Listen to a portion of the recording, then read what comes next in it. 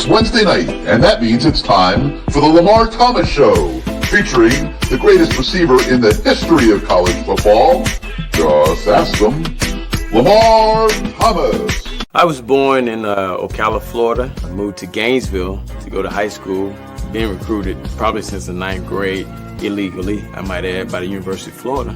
I still can remember Coach Solinger, Don Solinger, coming out to our practice one day. Here it is, this guy comes out in the University of Miami jacket, and I said, I can't believe that's Miami out here. And, you know, I wanted to go up and say, hey, I'm Lamar Thomas. And actually, I did walk up to him and I said, hey, Coach, I'm Lamar Thomas. And he said, I know. And that was the start of my relationships with the University of Miami. Patton, another good block, and Toretto lays it out. Touchdown,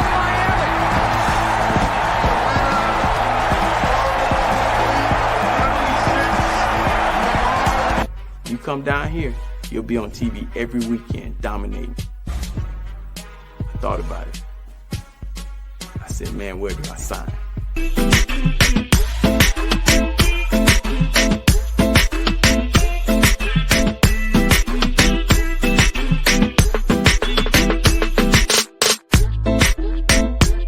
My mom, on Saturday mornings, I would wake up and she'd be holding my hand. I thought she was the weirdest lady in the world.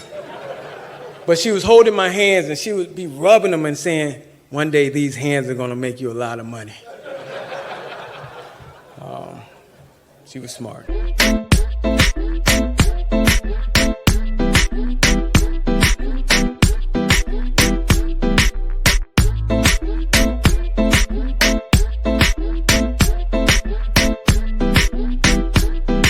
So now, here he is, the great one, along with co-host Gary Ferman of CaneSport.com, Lamar Thomas.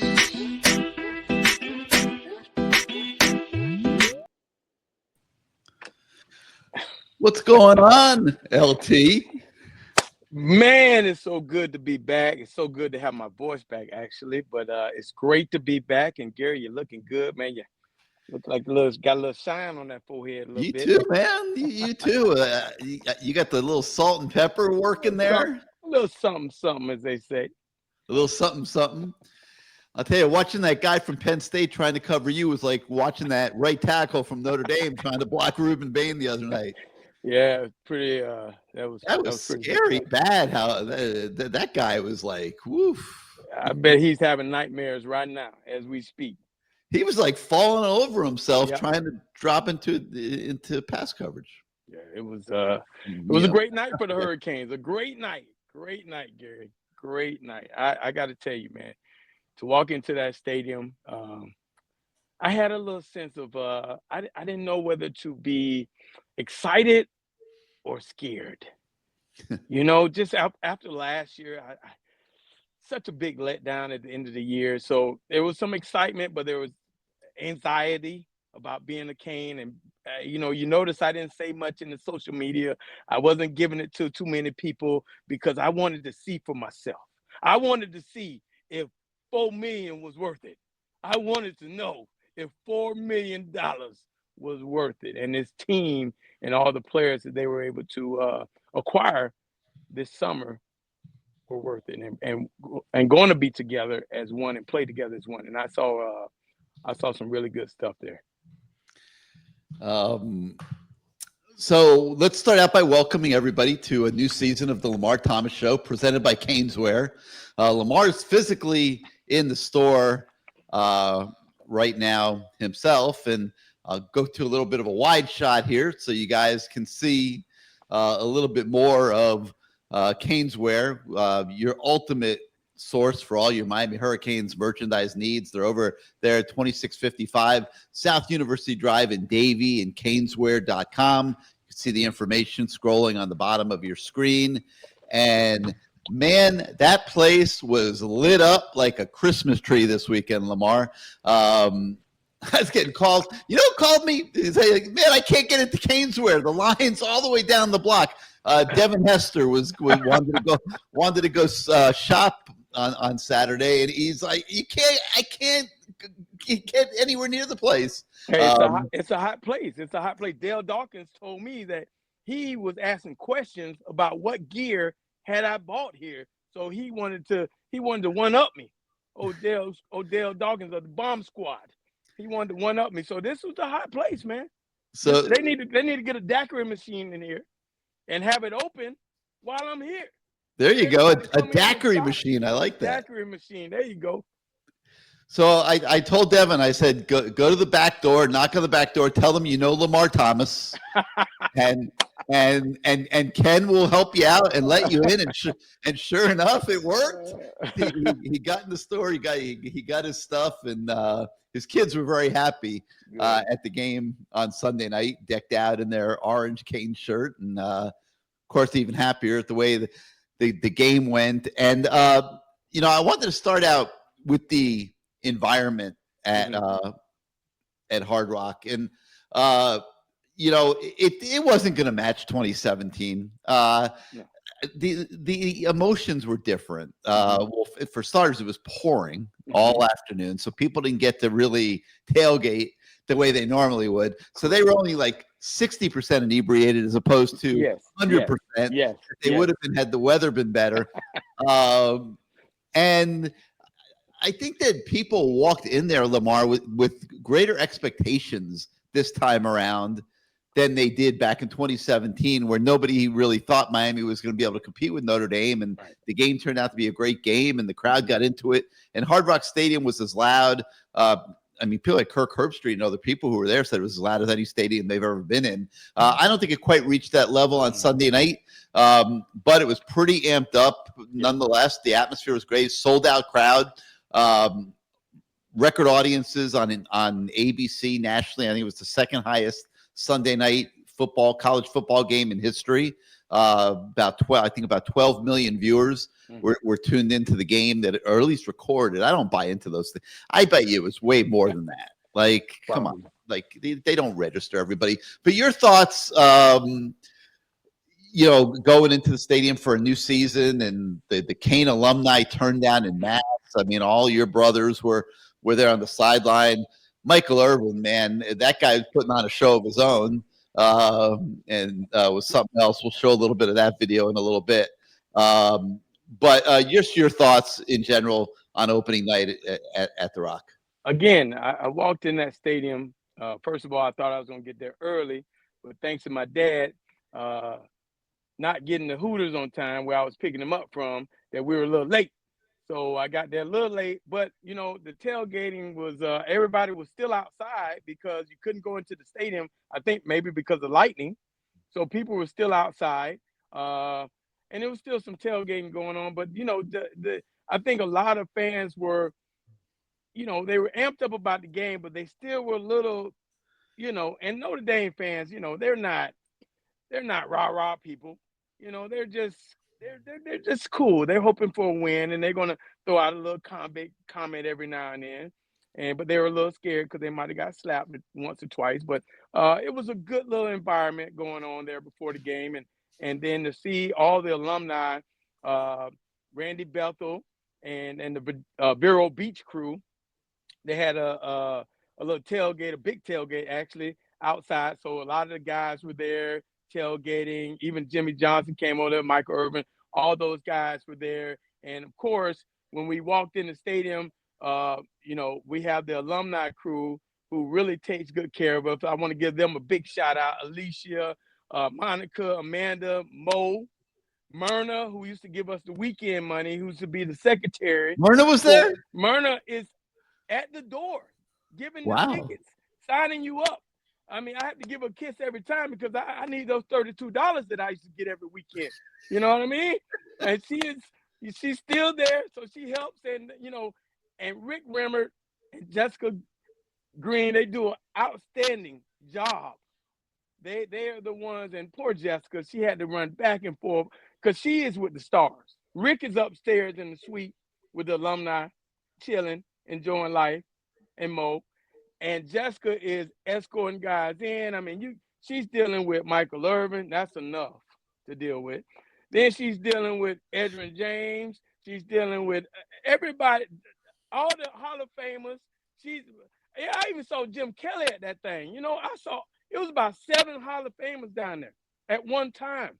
And that was amazing. I mean, and for some reason, a guy said, hey, I want to take a picture of you guys. So I tried to get out of the picture.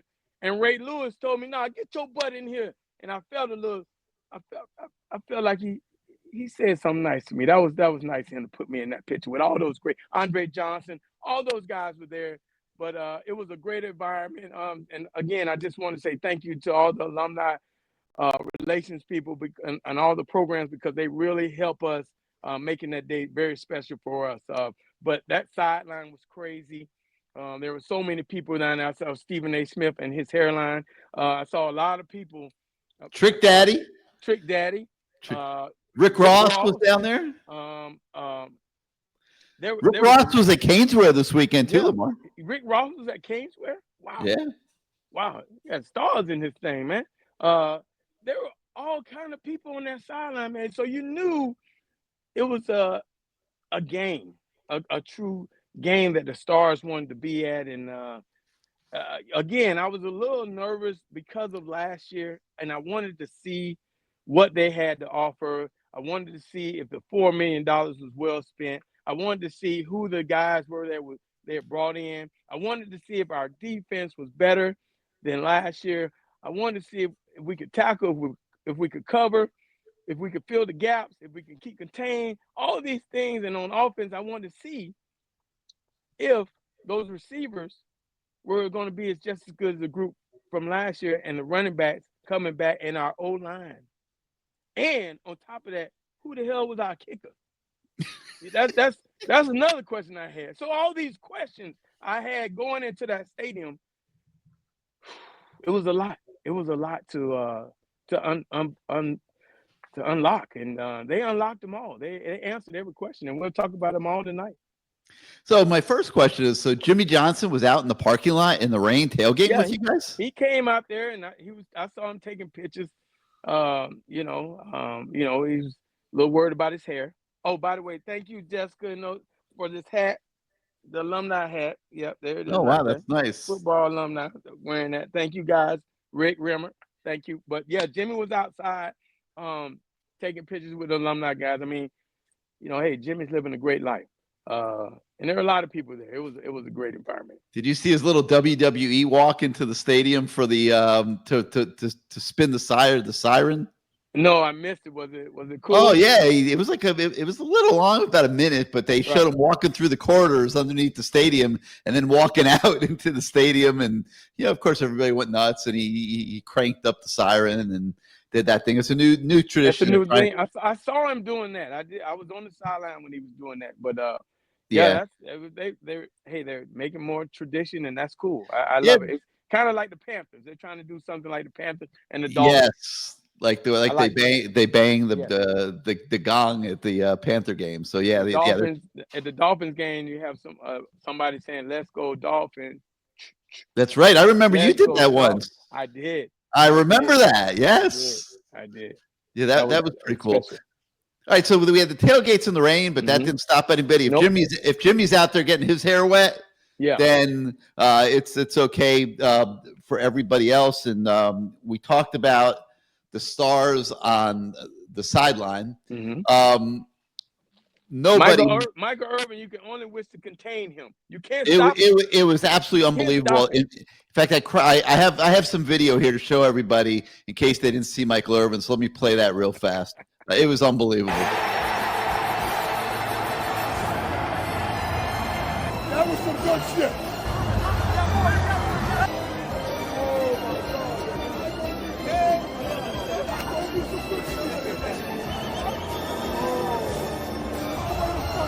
Let's go.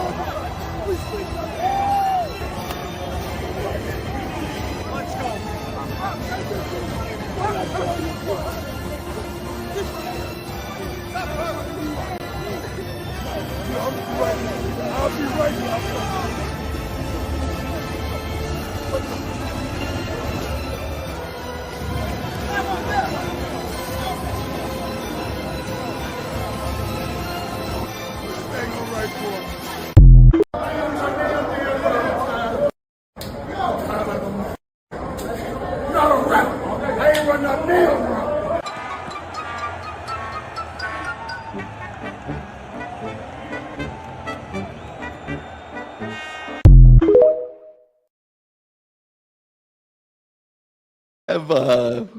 Have you ever in your life seen anything like that? Hey man, I don't know.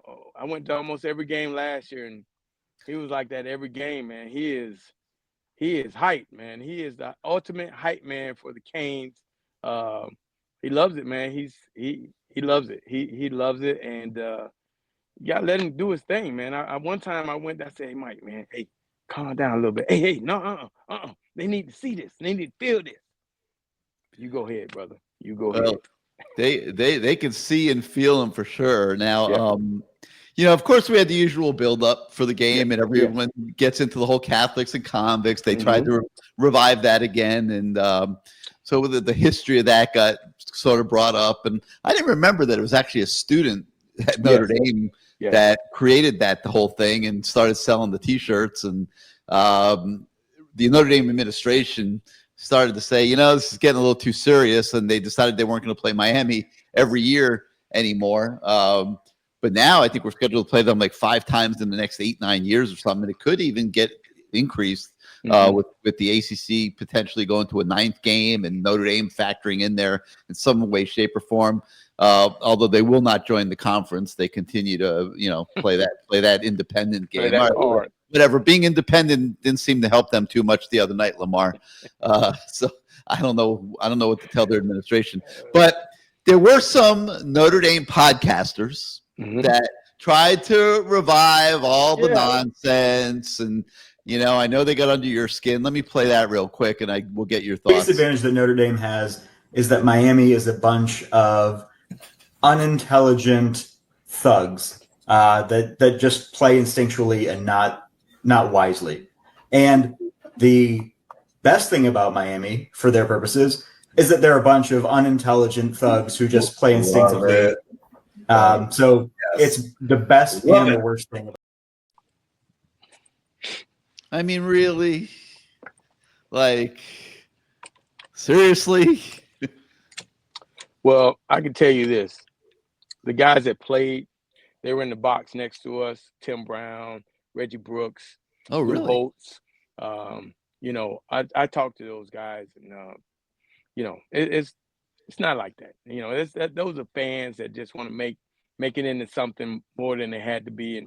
And we even talked about it. It's not even we don't even feel like it's a rivalry anymore. What we had was a true rivalry. When we hated each other, we just got up to play each other. And the thing that I liked about those Tony Rice, talking to him and those guys, they felt some type of way about the convict thing too, because they knew there was a lot of stuff was going on up there in schools like Penn State, where they called the coach first when the kid gets in trouble or gets arrested. They called the coach first before social media. And I mean, we had Melvin Bratton walk out the store with some sunglasses on his head and got arrested.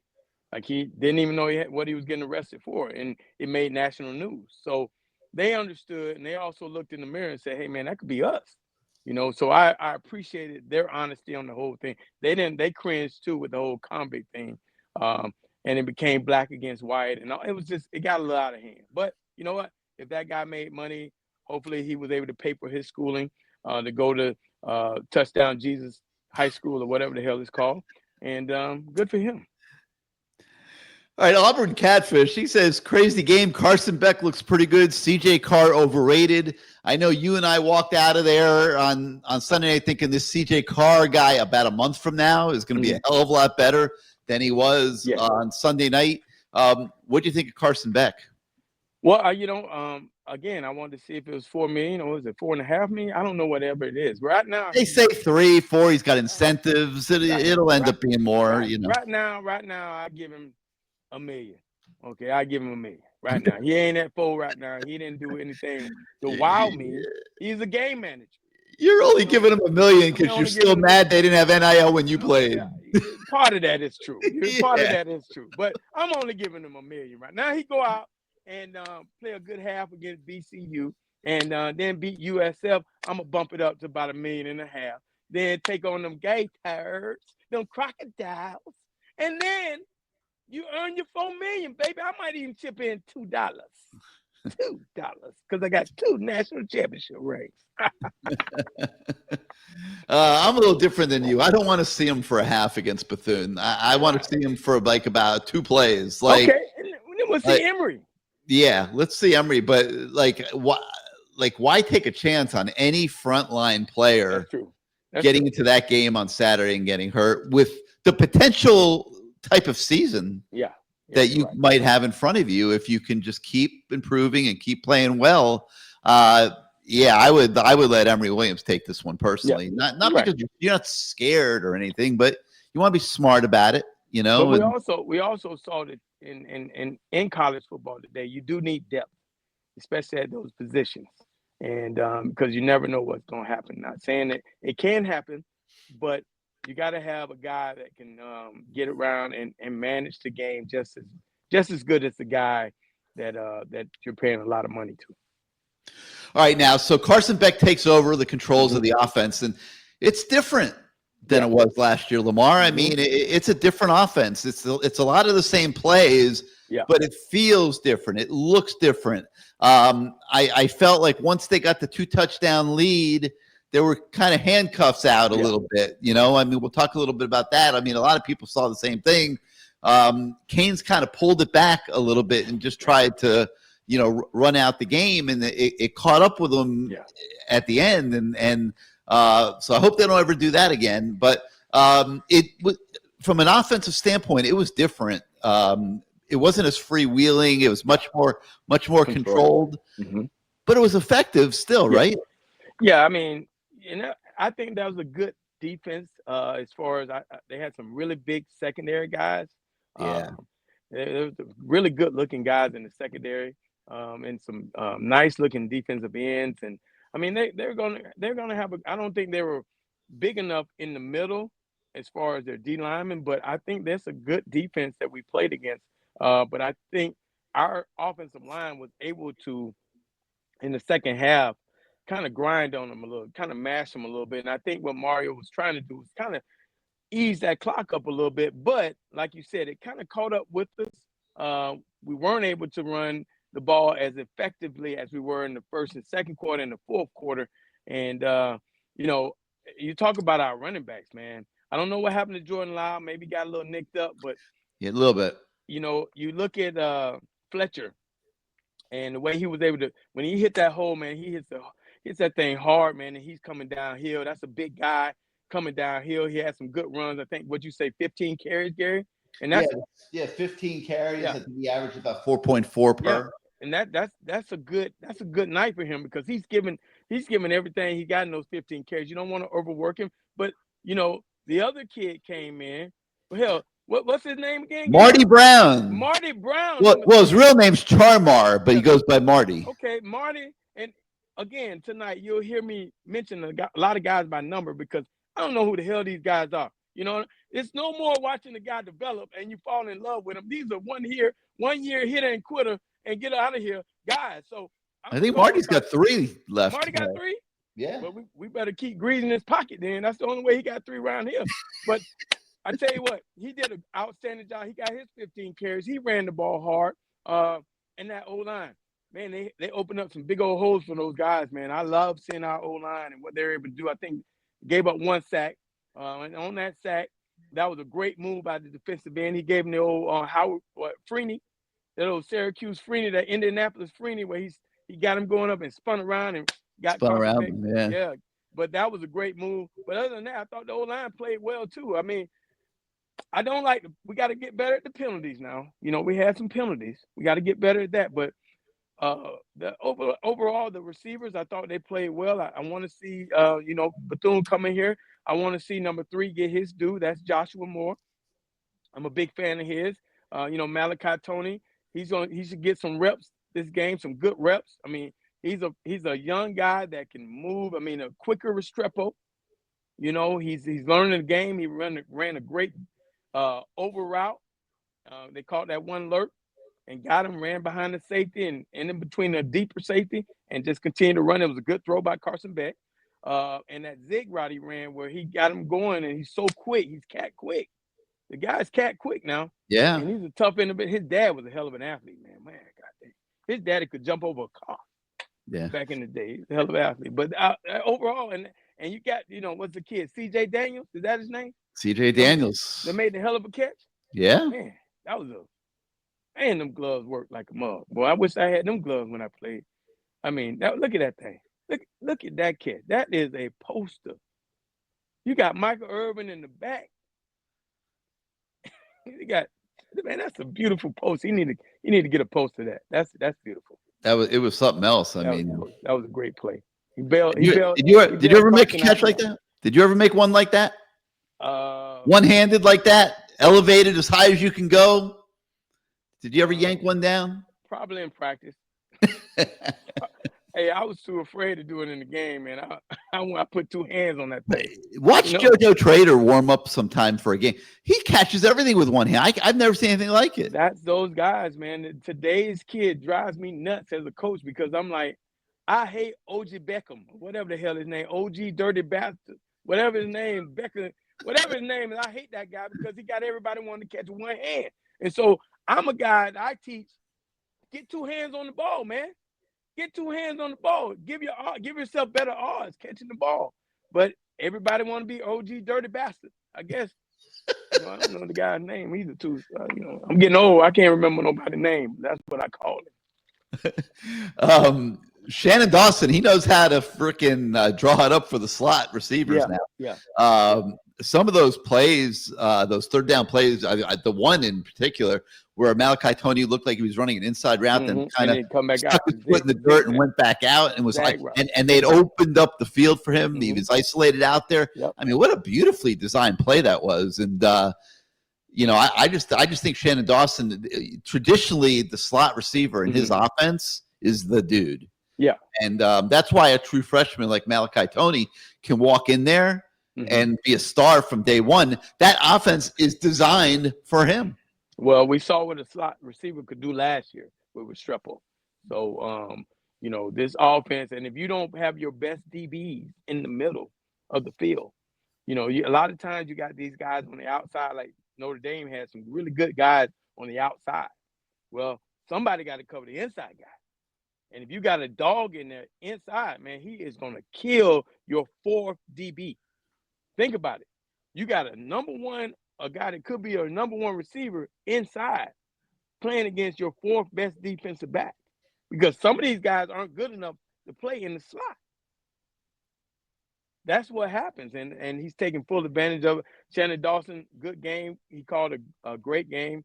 I would say a good game because I've seen him call better, but that third quarter, we went to a little, Yeah, what do you think of that? Do you think they just thought like this game's over? And I mean, they had 4 straight possessions where they did nothing on offense. Yeah, it's very similar to the Syracuse game. Yeah, maybe. Okay? Which I was kind of surprised because I would have thought like that they learned that Syracuse don't take your foot off. Don't ever take your foot off the gas pedal. But they did do it again, and I hope now they really learned it because. Listen, the defense is much better, but that doesn't mean that a kid's not going to have a bust sometimes. That doesn't mean that the other team doesn't have guys that can make big plays from time to time. I mean, they're good. They're not that good. And you don't want to be in a one-score game. I mean, if you can avoid it. So I hope that now, after it happening twice, that, I think Shannon Dawson's doing a great job at Miami. I just hope that he and Mario see that you cannot do what they did the other day and start dialing it back. And this offensive line is great, no argument. But 76% of the running plays that Miami runs are between the tackles. So if you go exclusively to the run and you've got a good defense on the other side, and they pretty much know what you're doing. You can do this and say we're great and we're going to plow you down, but you're getting in some third downs. Yeah. And when you get in third down, Lamar, that's a one-play situation that any defense will take, right?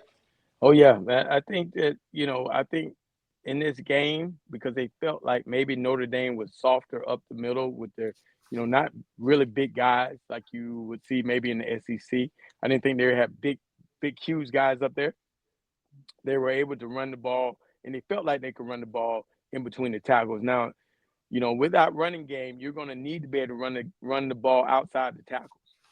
But I think a guy like Lau could do it, you know, and the new kid, number 6, I think he probably could do it. And Mark Fletcher can do it too. So it's going to be interesting to see how they change up the game plans. Those guys are legit running backs, and I think they can do either one. But, man, they look so good when they hit that burst, and you see them get to that second level, those linebackers and those poor safeties having to come up and try to tackle Mark Fletcher.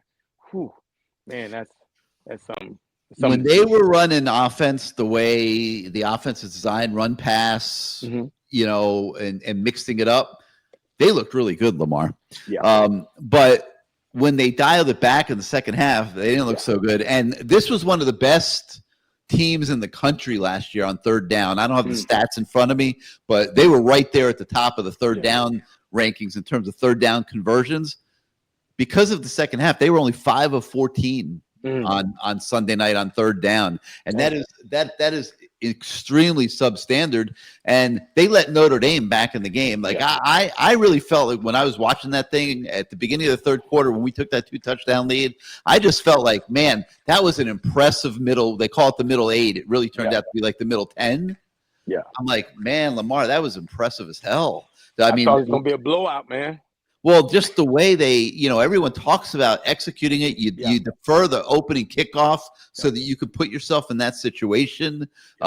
They execute the drive at the end of the first half. They come out after halftime. They execute another ball control drive down the field. Now they're up by 2 touchdowns. I'm like, man, that's as good as it gets. But boom, we hit a wall. We hit a wall. And somebody went to get a hot dog. Somebody went to get a hot dog and a margarita. Yeah. LT, I never felt like the Canes were going to lose that game, but they definitely let Notre Dame open that door again, and it was definitely hanging in the balance in the last 4 minutes. Well, maybe you didn't think that, but I got to be honest, boy. When they tied that thing up, man, I said, oh, hell no. Your heart was fluttering a little bit, man, huh? I was like, man, come on, this cannot be. We cannot do this. After 21-7, 21-14, whatever, to tie it up. I mean, and I was thinking to myself, come on, guys. Come on now. You're better than this. Come on, Canes. We throw out the forwards for a reason. Come on. But we were able to pull it out.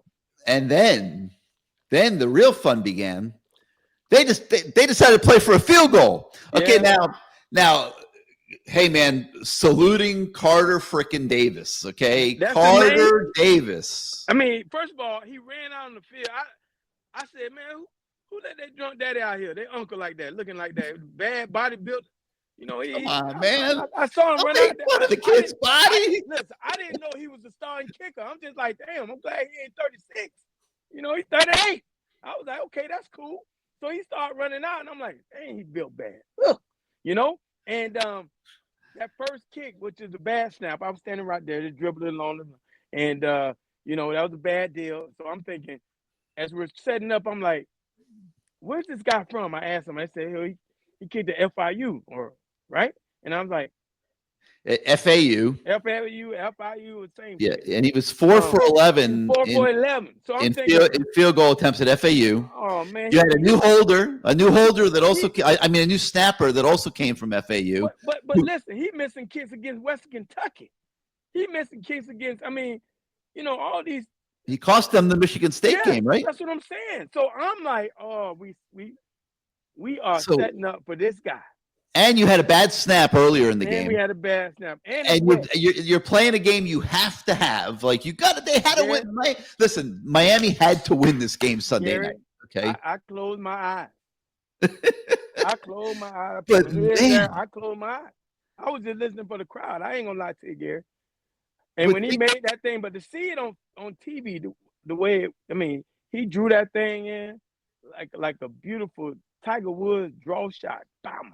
He hit it perfect. He is perfect, man. And think about the elephant-sized cojones that the coaches had to have. They had it. Play it the way they played it. You know, playing for the field goal in as big a game as there could be. Hey man, I was nervous because it wasn't a Boris Gallus out there. It wasn't the Borealis out there. I was a little nervous. We ain't seen nothing but the Borealis out there. So it's been a while. it's been a while. So I'm thinking, oh, I closed my eyes, Gary. I wasn't praying because I'm gonna save that prayer for something else if I need it. I ain't gonna waste a prayer on a bad built kicker. You know what I mean? So I was, yeah. But man, and I'm telling you, that kid.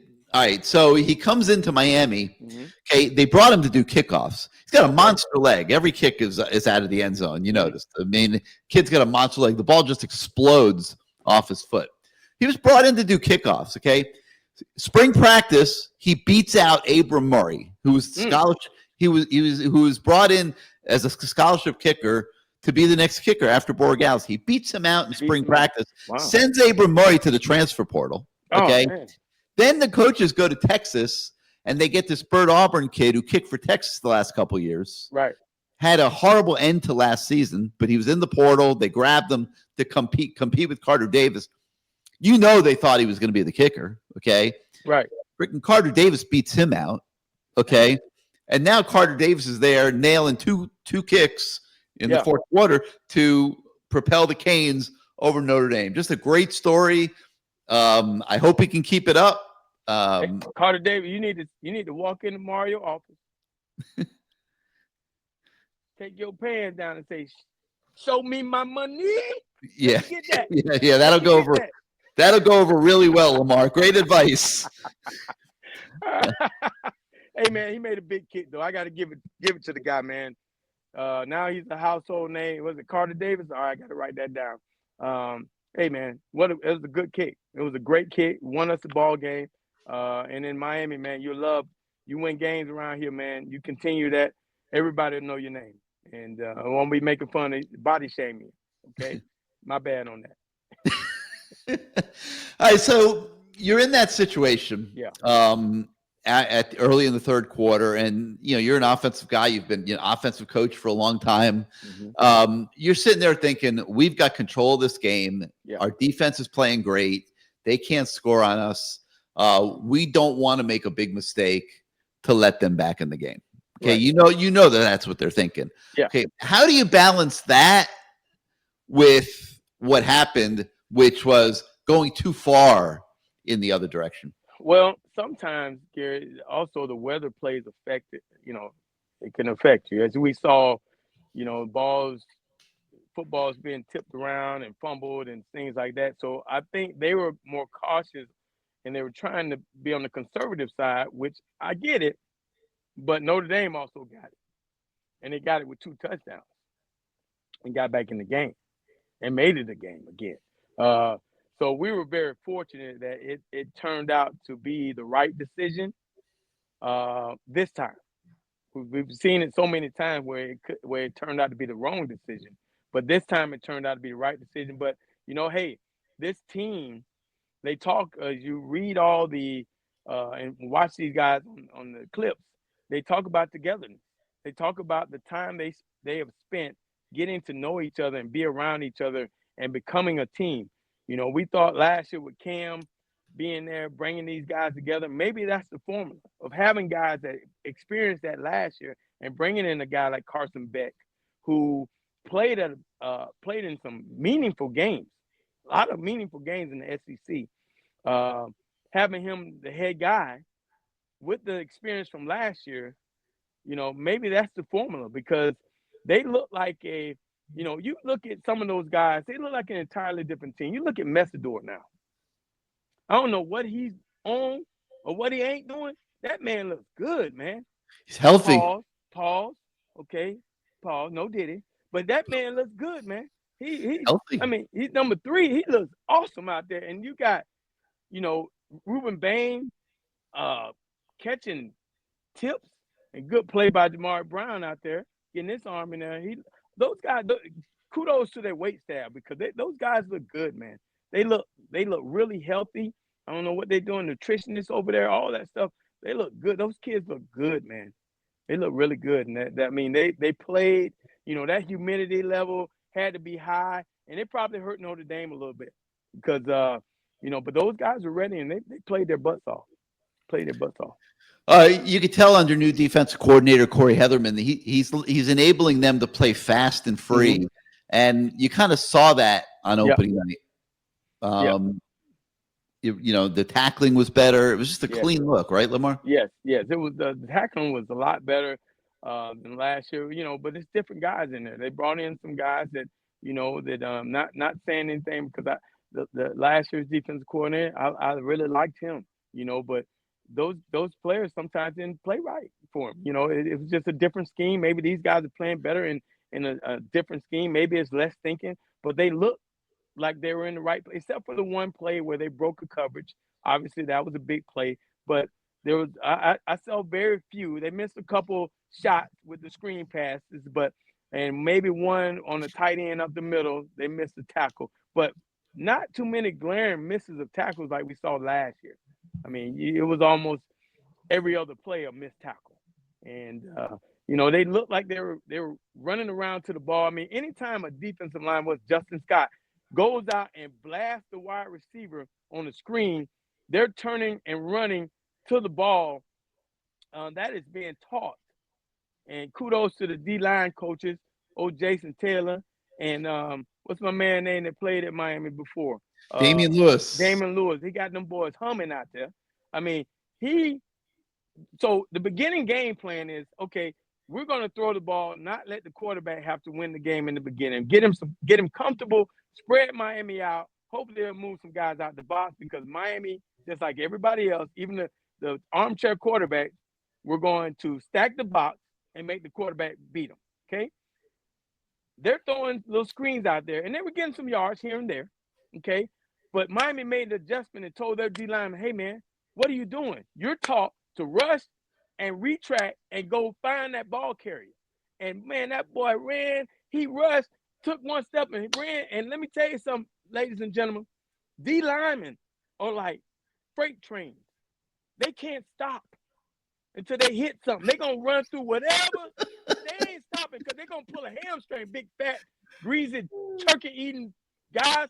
They're going to pull a hamstring. So they're going to run until they hit something. And, boy, he knocked the hell out of that kid. That ball popping on the ground. And, man, that was a great play. And that in itself made Notre Dame nervous because now they see the speed of the ends and the D-linemen. So now they're lost.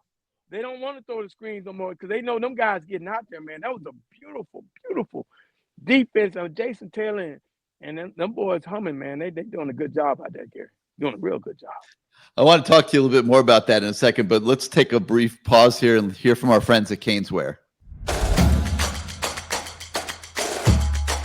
Welcome to Caneswear. New store, new items, same great experience. Family owned and operated since 2010, Caneswear has the latest merchandise from the Miami Hurricanes, Miami Dolphins, Florida Panthers, Inter Miami CF, and more. Come visit us at our store in Davie on University Drive, just south of 595, or online at caneswear.com. Caneswear, the spot Miami fans shop. Let me go to that wide shot of Lamar again so you guys can see a little bit more of the store. I'm Caneswear, here. I mean, it really is the ultimate destination for all your Miami Hurricanes shopping needs. They got the largest selection of Canes gear in town, more gear than you could ever imagine. And football season is in gear now. You want to be all decked out. So Caneswear has T-shirts, jerseys, polos, hoodies, hats, flags, decals, magnets, Draws.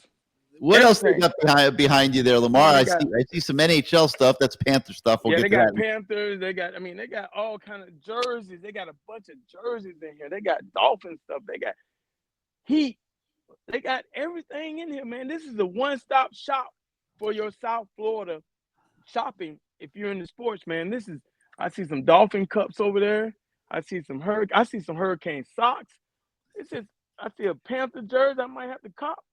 It's so much stuff in here. The guy just walked in, him and his wife, and he said, man, they got a lot of stuff in here. They packed this stuff in here.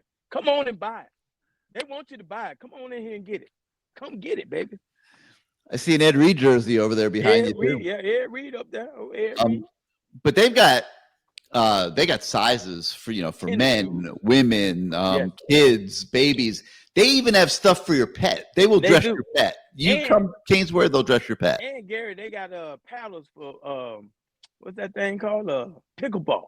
They got paddles for pickleball up in there. Really? They make Canes pickleball paddles? Cane pickleball paddles up in there. Oh there. Man, that's wild. I'll have to get over there and get one of those. Draws probably. They got helmets. They got all kind of stuff in there. Slides, tennis shoes, everything you want. So, Caneswear, it's more than just a store. It's an absolute experience. So over there in the store where Lamar is right now at 2655 South University Drive in Davie. You could shop them 24 hours a day at Caneswear.com. So make sure you check them out soon. You can go by there on your way to the Bethune-Cookman game on Saturday night. They'll be open in the afternoon. You could stop in, load up on your Canes gear. If you need some food for your tailgates, did they feed you tonight? No, don't even mention them. You know what? Their subs are so good. I'm going to give them a plug anyway. But we'll have to make sure they feed you next week. Yeah. But La Spada's subs right next door. You can get yourself some subs to take to your tailgate. Load up on gear at Caneswear. So boom, boom, boom. And it's really a great place for you to check out. So 2655 South University Drive in Davie or Caneswear.com. for all your Miami merchandise needs. All right, Lamar. So we were talking a little bit about the defense and the coaches and stuff. And, you got a new coordinator. You got a new D-tackle coach. You got new secondary coaches, new linebacker coach, and the DCs doubling up on the linebackers.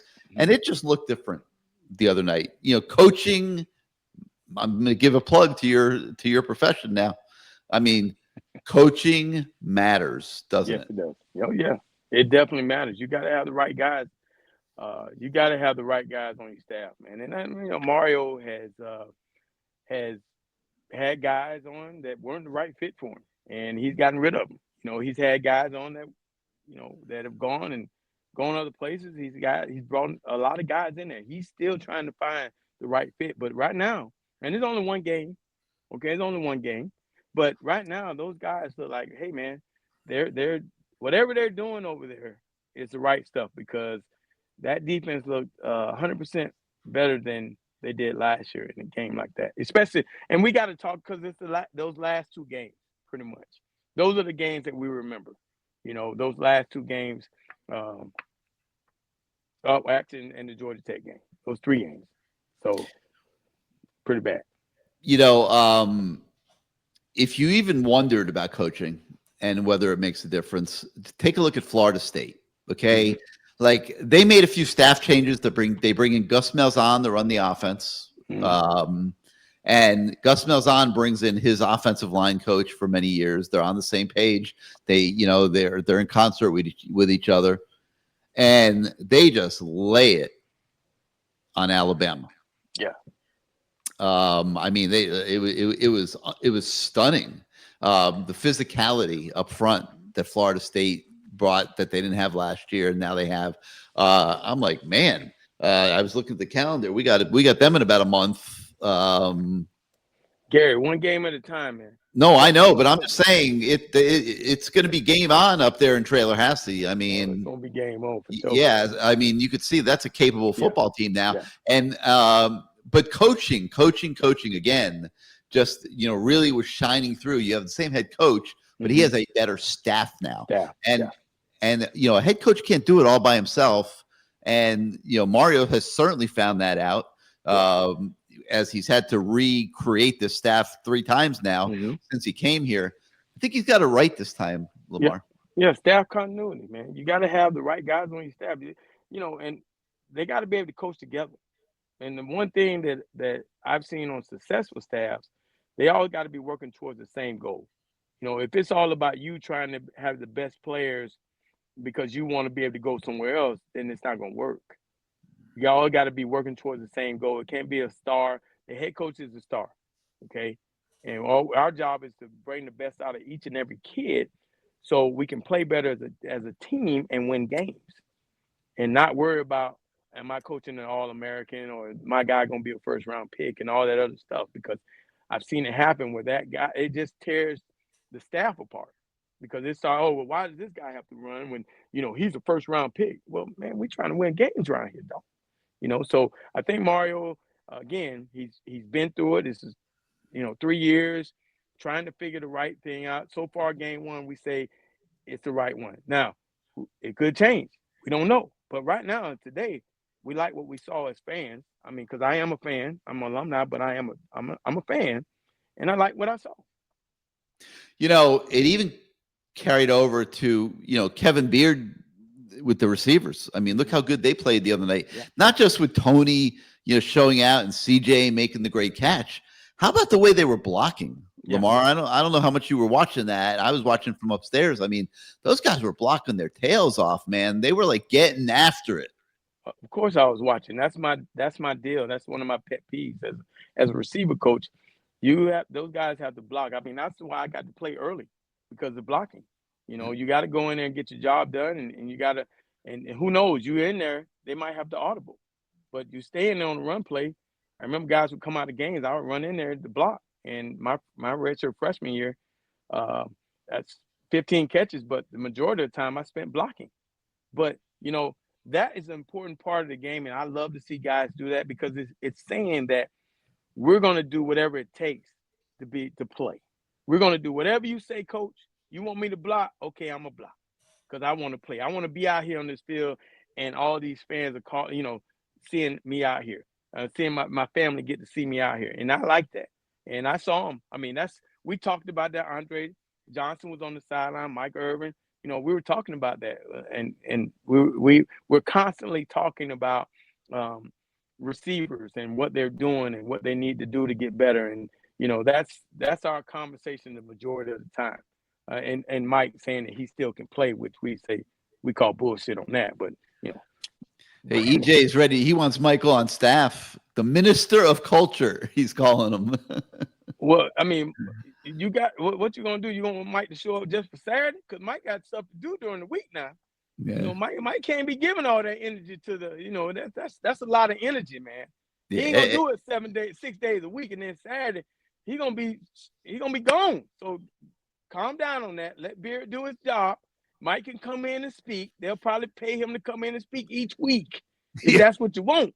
But he ain't gonna be coaching it 7 days a week now. That's a lot on Mike's plate. He got other stuff going on. Phil L had a question for us. Would this game count towards the new ACC payouts for viewership? Absolutely. And it's the opportunity to play more games like this that the ACC is looking for to kind of start bridging the gap for some of their high-profile schools. And to where like a Miami, a Clemson, a Florida State, by playing these big games like Florida State playing Alabama, Clemson playing LSU, they have the opportunity to make more money, which helps pay the bills, man, which are getting bigger and bigger and bigger in college football.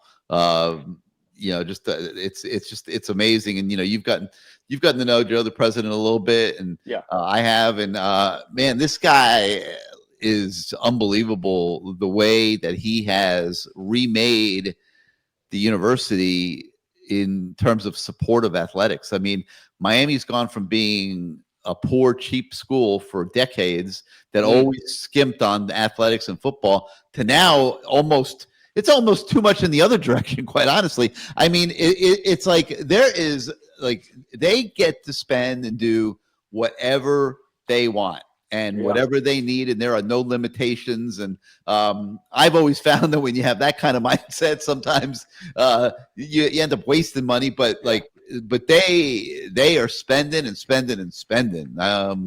Somebody was telling me the other day that they cater lunch for the basketball staff every day. They are spending money over there and making sure that everybody is comfortable and has everything they need. And everyone jumps on Donna Shalala, Lamar, but she's the one that put the university into the hospital business. That now they have all the money to invest in athletics. Hey man, you can't say nothing bad about Shay Shay. I love me some Shay Shay. Now that's my girl. Well, she is the one who walked me across the stage when I graduated after I came back to school. So she, I would never. I'm always, step up to the plate for Shay Shay, because again, she just like you just said, she did some great things for the university as far as she was able to put us in this hospital business. And look where it's gone, and look what we're able to do. And if you walk that campus, if you haven't walked that campus lately, you need to go down there, boy, because that thing is amazing. Amazing what they do down there now. And I tell you, that football the football facility, it's in the same spot, but it don't look the same as it did when we were playing. And they make the best out of it. With what room they have or what room they don't have, they've made the best out of it. With the Sofa Center, it's just a different university now. What did you think of the Canes at the line of scrimmage? Mario builds his team so much on the linemen, and the O-line's been a few years in the making, obviously. I mean, he attacked that from day one. Now you've got the defensive line with D. Lou coming in. You've got Bain and Mesidor, who are grown men now. They're absolute monsters up there. And the thing I loved was that there were times they were putting them both on the same side. Yeah. That's something different that Heatherman, or some wrinkles that he came up with, where he was putting them both on the same side. You always think, oh, geez, I got to have my two bookend defensive ends. But he was mixing it up. He'd bring in the young kid Lightfoot to play at the other end, and he was putting Bain and Mesidor next to each other and doing games and stuff to free them up. They had Austin, they had Bain, they had Lightfoot, Mesidor, like a package. That third down package. You ain't stopping that, boy. They are coming. So I watched the get off of those guys, man. On the touchdown that the quarterback threw, the little dump pass out in the flat, Mesidor was in the backfield. I mean, somehow he got through there so fast, he slipped. Nobody realizes how good that kid is. Man, I'm telling you, man, that kid, man, I said, man, he was in his face. And kudos to their quarterback. He made a hell of a play, finding an open guy in the flat. But Mesidor was right there. You go back and you watch it. I mean, he got through there somehow, and he just froze, and the quarterback made a great play. But that package, that third down package, man, is going to cause havoc. But you got to get on the third down. And I think what we found, especially in that game, they were able to get those Notre Dame the third down. And Notre Dame, I know why they had to be cautious in the beginning, but towards the end, their offense looked pretty decent.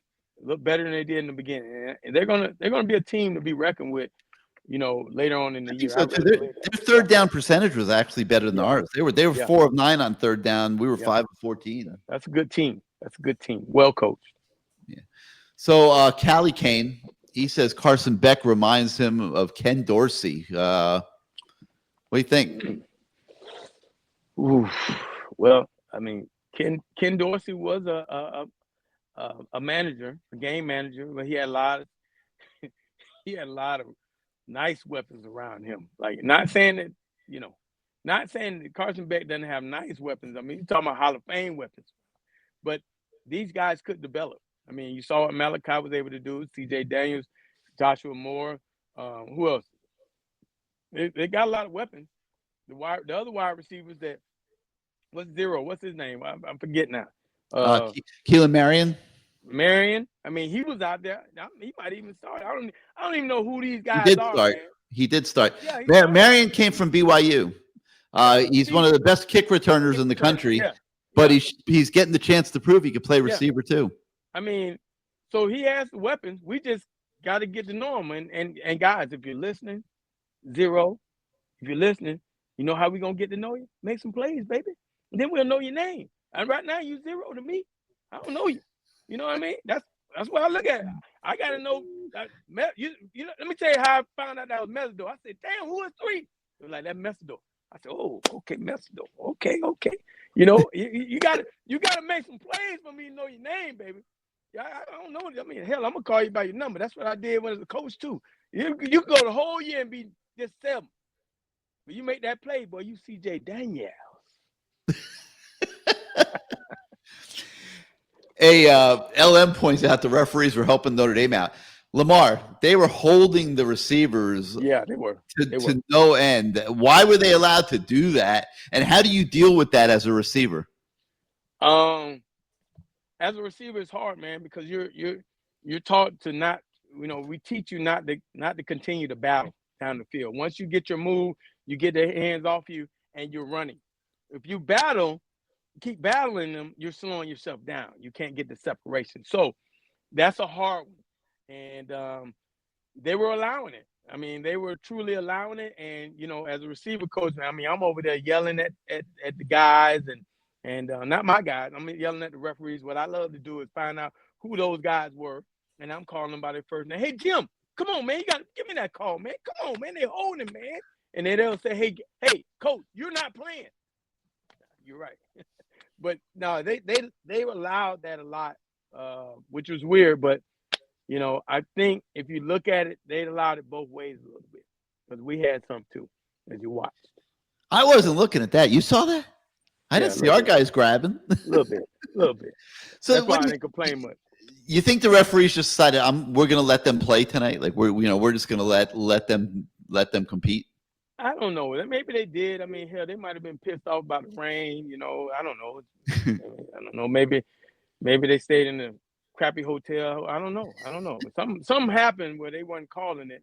But I'm just fortunate. I'm just happy that we were able to pull a win out, even despite the refs, the zebras, as we say. So I'm happy about it. Now, we talked about Malachi Tony earlier in the show, and Ellen says, he's that guy. We talked about him earlier in the show, and you're talking about a true freshman playing his first college football game, and he's having to go up against physical defensive backs that are being allowed to grab him. And there was one, I think it was the first quarter, one deep pass that they were trying to hit him on. It was a fade to the numbers, and the guy was grabbing him. But, the thing is, you can't worry about it. You got to keep playing, and they didn't make the call, but at some point we're going to call that play again. Now, when he was lined up in the slot, he might have gave the guy a move to the outside, like the fade to the numbers, and then came across his face on the over route, which he scored on because of that. So it was a whole setup deal because you think about it, they missed the one towards the sideline, the fade to the numbers, where you fade to the goal line from inside the slot, but they scored on an over route where he had to get him at the top of the route and give him something to get separation, and he ran away from the defender. And Carson Beck made a hell of a throw on that in that one lurk because they showed it too high, and the one safety went back, and the other safety came down to try to rob, and he went right in between them and kept going and caught the touchdown. That was a beautiful play. So a lot of our viewers talking about guys that didn't really get the chance to perform a lot on Sunday night. Some pretty good players, there's, some of the receivers didn't really get to do a whole heck of a lot. And, Elijah Lofton, the tight end, everyone's looking forward to seeing big things from him this year. He really was almost a non-player in the game. How do coaches manage that? When you've got a guy that's like a really good player that is just, if you're coming into a new season and that guy is he's dying to make his mark on the team and have his coming out party, so to speak, whatever, and then you're playing Notre Dame on national TV and they don't really get to do a whole heck of a lot. The coaches have tightened the rotation, they've got handcuffs on the playbook. How do the coaches manage that? You're saying I'm trying to keep the best players I have on the field the whole time because the game matters so much.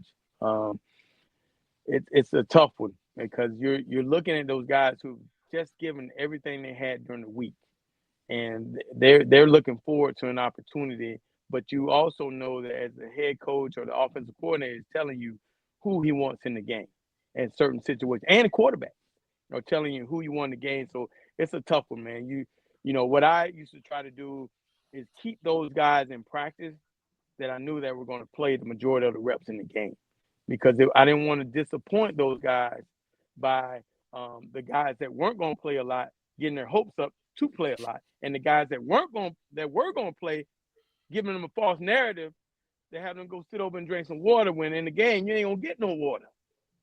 So it's you got to do it, like you have to be honest with those kids, man. And unfortunately, but you have to tell them that it's a long year, Gary. It's a long year. If you're going to get frustrated right now, it's going to carry on. Yeah, you want to play, you're going to get your chance. You're going to get some reps against Bethune-Cookman. I want to see you dominate against Bethune-Cookman. And then maybe you might get some reps against USF. I don't know. But that's on you, man. When I give you that rep in practice, you got to show me that you can make the play. Because now you're not only showing me, you're showing my coordinator, you're showing the quarterback, and you're showing the head coach. Those are guys that are going to say, put him in. That's how it goes. Big Frank, he noticed that the DL and OL looked bigger than Notre Dame. Now, when have we seen that? But you know, where you know Notre Dame, from the Midwest, you know, the linemen raised on corn, and and you know all the old cliches about those linemen from the Midwest.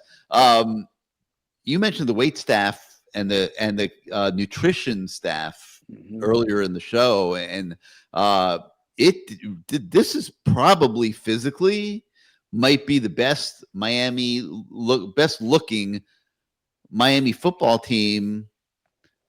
I mean, I hesitate to say in history because you know you're trying to recall memory or whatever. But I mean, when you start with a guy like Markel Bell, who's 6'9", and you know the way he's transformed his body, and you know so many of these other kids. I mean, the O-line certainly is the best looking O-line Miami's ever had. I'll tell you that.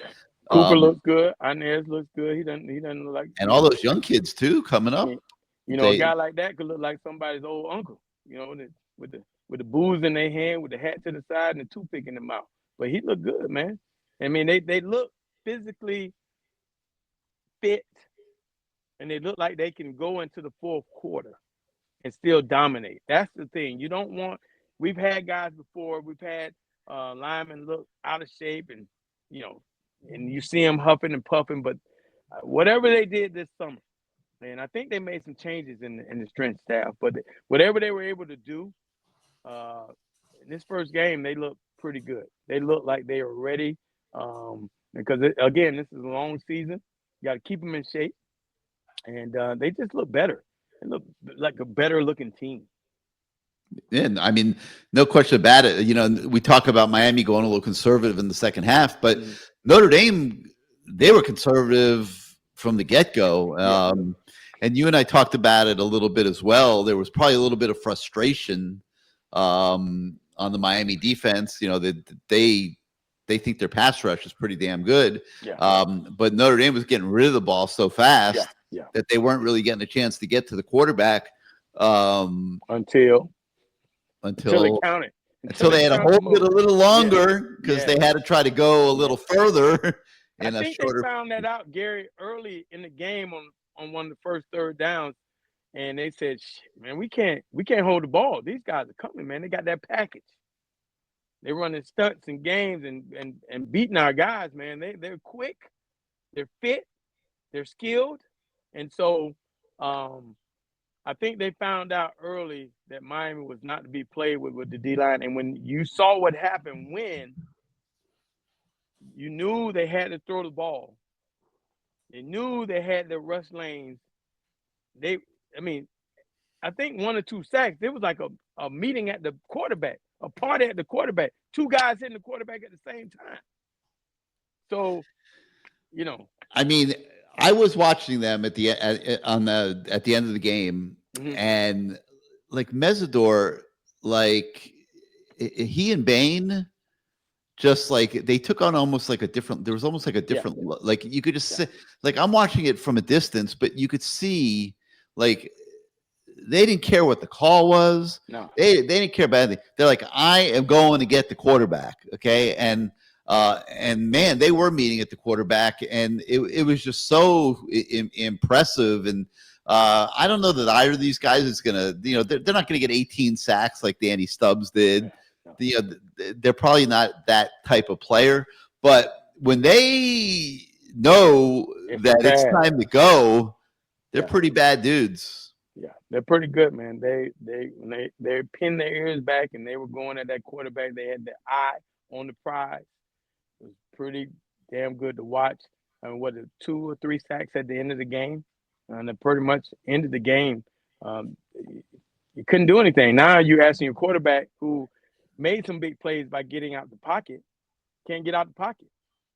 They're coming, and they're coming around that end like no other, and they're making sacks. There's nowhere to run. There was nowhere to run. There was nowhere for him to go. He couldn't step up in the pocket because, remember, he wasn't a tall guy. So he couldn't step up in the pocket, and they needed yards. They needed yards downfield. So it was very well executed, 2-minute drive for the defense. And, again, going down there last year, I know they practiced 2 minutes a lot. They practiced these scenarios, these situations. And so it was a beautiful thing to watch on the defensive side. And, man, I'm just happy we came out with a win. I love walking out of that stadium a winner. I'll tell you that. There's a position group we haven't talked about at all yet tonight, and that's the defensive backs. And a lot of effort went into building this defensive backfield. It was not very good a year ago. A lot of money was spent in NIL. But what a job that the personnel department in tandem with the coaches did in bringing these guys in to supplement Damari Brown and OJ that are already here. And, you know, I look at the late portal haul to pick up a Jacoby Thomas. I don't know how much you were watching him, number 8. Number 8. I saw number 8. Man, he saved the touchdown. He saved the touchdown. He was playing real ball out there. I think he ran down number 9 on the blown coverage. Yeah, and the nickel Keontae Scott from Auburn. What number was he? What number? He's number, I believe, 5. 5. 5 is in my five. He what a play he made, and he was a very physical presence out there. And I thought we put them all together. That defensive backfield is so much better, Lamar, than they were a year ago. It's definitely crazy how much they've gotten better in one season. Frederick, he made the guy made a hell of a catch, man. He had hell of coverage on that kid down the sideline. Guy made a hell of a catch, and Brown made what an awesome play to get that arm in there on that screen pass. Pops the ball up in the air. I think Zero. Who do we say Zero was again? Zero. You got to get to know these guys, Gary. No, I'm trying to remember. Zero on defense. Oh my God. I don't know. He tried to catch it and pops it up in there. It's almost like they were playing volleyball. He was setting it. He was setting the ball. He set it. Yeah, God, I'm trying. Why is his name escaping me? He's oh my God. Yeah, he went up and he mistimed it, and the ball's hanging up there, and then Ruben Bain comes in and cleans up. It was like watching a volleyball game. But I got to refresh my memory on his name. But yeah, it absolutely was. Hey, by the way, this makes me feel like this is the old Bobby Bowden show. When Bobby Bowden would say that number 10, he's a hell of a that boy. There's a hell of and Gene Deckerhoff say, Coach, that's Derrick Brooks. It's Derrick Brooks, Pensacola, Florida. His mama Geraldine, but she made a hell of an apple pie. He can't remember no names. I can't remember half these kids' names either. No, I can remember them. My mind's drawing a blank right now on number 0. I mean, I remember the play obviously, but as soon as I get this roster up, I'm gonna be like, oh man, like how did I not think of that off the top of my head? Oh no, that's Keontae Scott. Okay. Yeah, he's not number 5, he's number 0. That's what it was. That's what I was mixing up the numbers. Yeah, no, that's Keontae Scott. And yeah, he just mistimed it. And it was just like laying there for Ruben Bain. I asked Ruben Bain after the game. I said, Ruben, what the hell were you doing all the way out there? That was a bubble screen, okay? Like that was a bang bang play, and he got all the way out there, and that was the defensive line being taught to retrace. You know, they rush upfield, quick pass. They're coming out to the flat now. The old D lineman, you know, back in the day, and not well taught D linemen, they just keep running upfield, and they turn and they look. Today's defensive lineman and the Miami defensive lineman that I played with, played alongside with, they were taught that when they see that ball, they turn and run. The Bill Hawkins, the Greg Marks, Pegues, and all these guys, they were taught to turn and run. And so you catch a screen and think you're going to cut back inside, again, you're stepping in front of a train, a night train, a hurricane train, and it's going to keep going until it hits something. So that was great to watch how these guys made plays, those D linemen. Again, I know JT, he was a hell of an athlete. I know he's going to make it right. So that was beautiful to watch. That was really beautiful to watch. And it makes me more exciting to know that those guys are out there and they're doing their thing.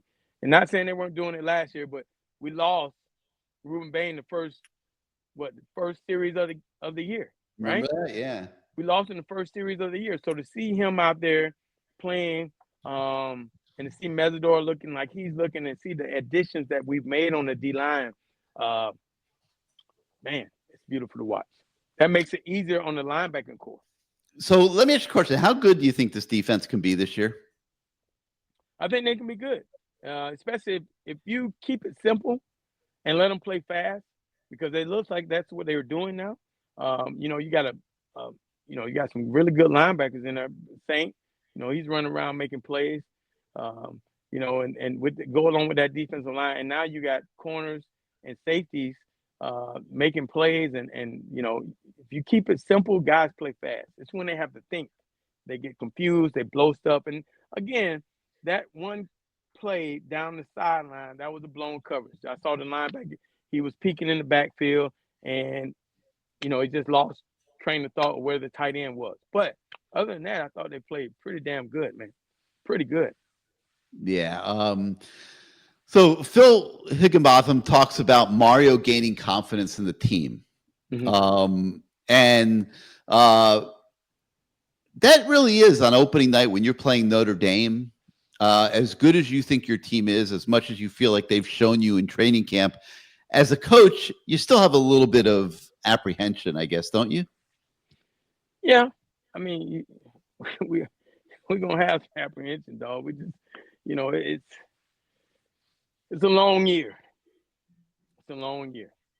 And, you really find out what your year is going to look like when you watch a Bethune-Cookman game that should be where we're playing guys to get depth and get them experience. We should be looking at this game going, okay, hopefully if they do the right thing, we'll get to see some guys that are really going to help us this year, because as we know, injuries happen and it's a long year. And if you have guys, I hate to keep bringing this up as far as the old days, next guy up. And sometimes next guy is better than the guy that's playing. And that's what you want. Your depth.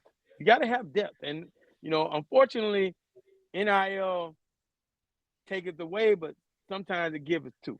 So, a guy that's your third team linebacker, that's a good guy that you want to see develop, SMU or TCU, give him a call and say, hey, we're going to give you $100,000 to come here and be a starter. Yeah. You're going to have to make a decision, so you keep developing as much depth as you can, and you give these guys chance in a game like BCU to keep them happy, because you never know when it's going to be their turn. And you want them to be mentally all there when they get their opportunity. All right, a special guest has popped into the lobby, Lamar, guy that you're obviously very familiar with, and that's Maurice Crumb. I'm not quite sure where he is. It looks like he's driving or something. I am. Mo, welcome to the Lamar Thomas Show. Nice to be here. And yes, I am driving. I had a misfortune and I had to get on the road, but I wanted to be here, so here I am.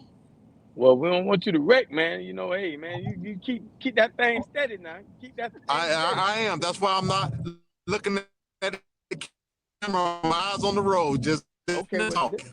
This Lamar Thomas show ain't that important now. I got to have my crumb dog. Hey, man, I'm glad you came on, man. All good. We, on this show, we have guys on, and we love to hear guys tell their story about why they came to the University of Miami. You've been Hillsborough, Hillsborough Terror? And y'all Terrors or something like that? What y'all was? Terriers, Hillsborough Terriers. Yeah, there you go. There you go, Hillsborough Terrier. How did you make that decision, and why did you make that decision to come to the University of Miami? Well, my dream growing up was to play baseball. That's what I did, as a youngster for several years. We saw you in the Little League World Series. We saw you in the Little League World Series. Yep. I got some of that in too. But my baseball coach happened to be the JV football coach also at the high school I was going to, which was Hillsborough, and he asked me to play football. So that kind of introduced me to the game, and he stuck me in the middle of the field, and that happened to be the position linebacker. And he said, all I want you to do is just tackle the person with the ball. Very easy. I said, oh, that's easy, coach. And I just happened to be good at it. Well, so after doing that for a while and things start happening and happening fast, I got a letter or two, didn't know why. I was just having fun on the football field. And baseball still was my thing, but my dream still was to play baseball at Miami. Never even thought about football, never a thought in my mind. And once I got a letter from Wanstead and Coach Johnson that they were interested, my eyes kind of opened up. And I got a letter from Coach Frazier as well, reference baseball. So it got even bigger. So I say, man, I may be able to kill two birds with one stone. And fortunately, I was able to do that. Well, I mean, the recruiting process, did you have any other schools that were interested in you playing baseball or football or both? Yeah, both. I had West Virginia, Minnesota, Tennessee, and Ohio State. Wow. Okay. So you came down on your visit and you enjoyed it. I guess that's what happened, because we all somehow enjoyed our visit to the University of Miami. Who was your host? That's hard not to do. Who's your host? My host was Bernard Tiger Clark, and he was from Tampa as well. Lido. Right? I think he was Lido. Who was that? Lido. I think he went to Lido, right? No, Leto. Lido, whatever. Lido, Leto. Yeah, Leto Falcons. Yep, he went to Leto. So you get to University of Miami. It didn't take much convincing. What was that? So you get to the University of Miami, and what year did you play baseball? Because I know you were on the baseball team at one point too, right? Yes, my sophomore and junior, and I started playing my senior year also, but I didn't finish it. Finished the senior year, but I played my sophomore and junior year. The reason why you ain't finished is because you was a two-time All-American. I thought, let me tell you something. You had to be, as a freshman, looking up to you. I ain't gonna lie, man. I thought you was the smartest football player I'd ever met. Because oh wow, I'm just saying, bro. You basically told everybody what to do, and you was always in the right place. And that's why you're a two-time All-American. Because two-time national champion and All-American, because you were the guy that basically ran that defense. I was a scout team quarterback, so I can tell you there's a lot of truth to that. And I also wanted to talk to you about how the way you tried to hit me a couple of times, and I'm still holding a grudge against that. I was like, hey, man, we teammates, bro. You ain't got to do me like that. Well, that's because you beat me on the basketball court, Lamar. That's why. You was a baseball player. I was supposed to beat you on the basketball court. Yeah, but you know how it is, just competition. It didn't matter what field we was on. Is all about winning. Now your roommates were was it Derek? Was Kevin Harris your roommate too? Who was your roommate in college? My first roommate when I first got in Miami, my name Trevor Weeks. That was that summer. He ended up leaving, but after that, my freshman year was Derek Golden, Kevin Harris, and Anthony Hamlet. Man, that was a good room. Hamlet, solid guy. Kevin Harris, the verdict is still out. And Wow. and Derek Golden is a mega church preacher now. So you have some good Yes, guys he in the is. room, except for that other guy we call Sweet Nasty. Oh yeah, that's him. That's him.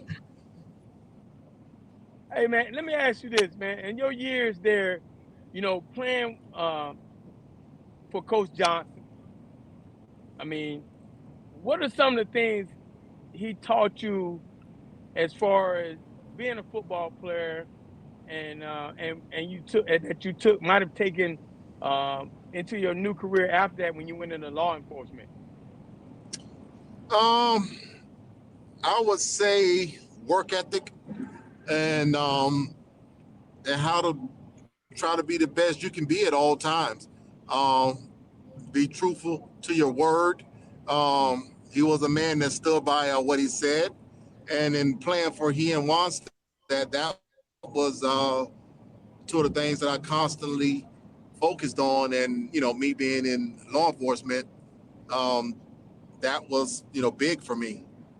Yeah. And I ended up being working the PAL program.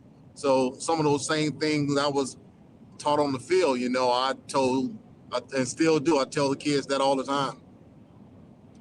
And you got to talking about working with kids now, you got to teach your son, who people might not know and Gary didn't know, went to Notre Dame.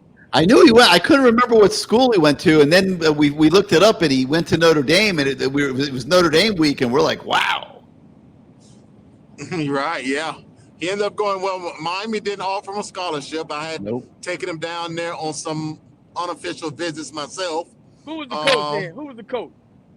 I think it was Randy Shannon. Oh, come on, Onion. God dang it. That's why they fired you behind. That's why they put the flag over the thing. God dang, Onion. Okay, go ahead. I'm sorry. But he ended up choosing Notre Dame, which their head coach at the time was Ty Willingham. Mm-hmm. Great guy, but I thought he made a great decision as far as being in the environment that was absolutely perfect for him. Mm-hmm.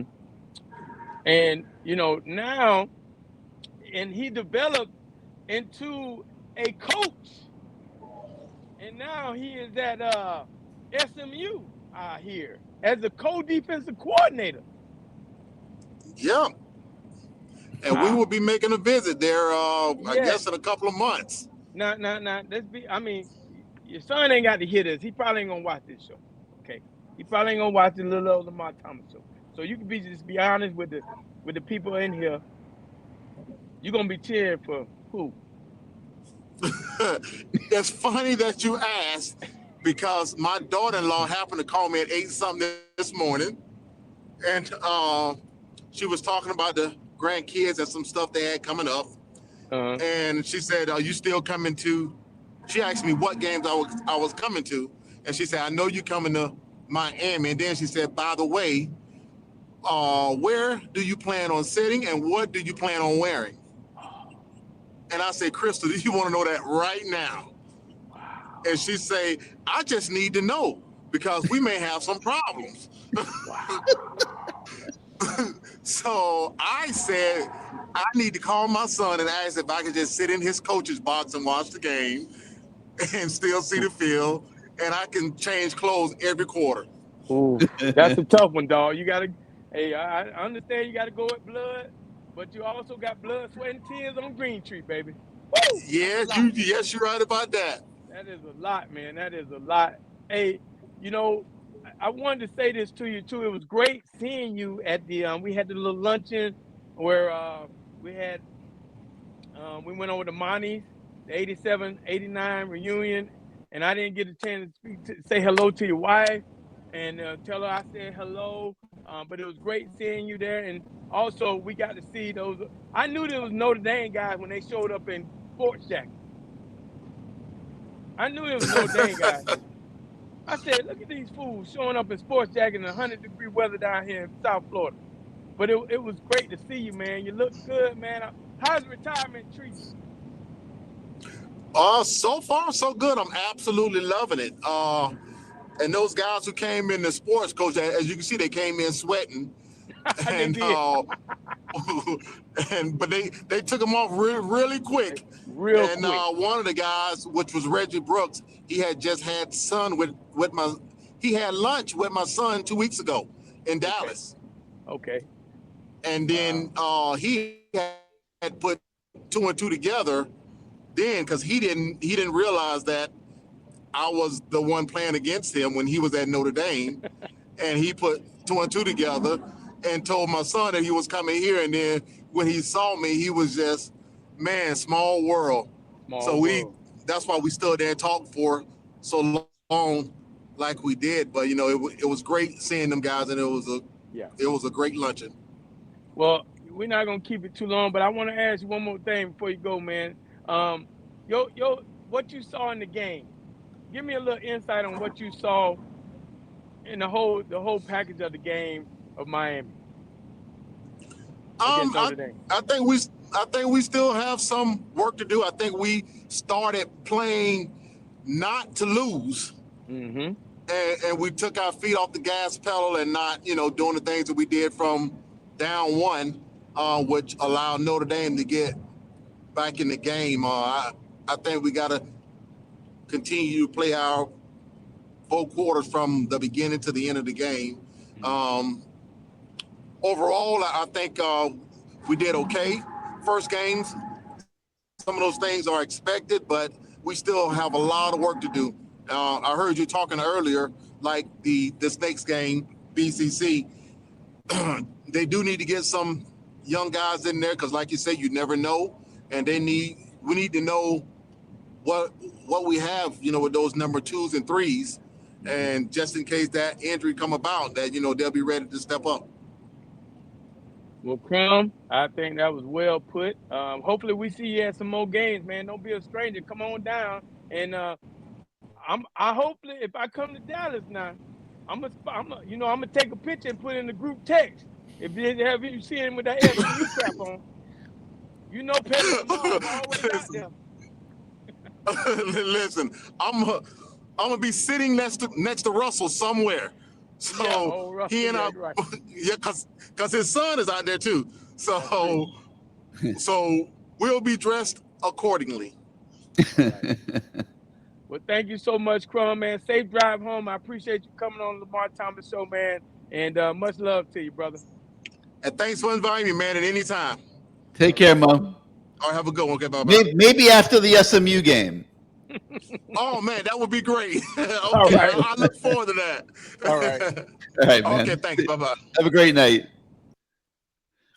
What do you think that's like, Lamar? You know, obviously he played for the Hurricanes, but, you know, his son has to go off and play at Notre Dame. And I don't believe I remember Miami playing Notre Dame while his son was there.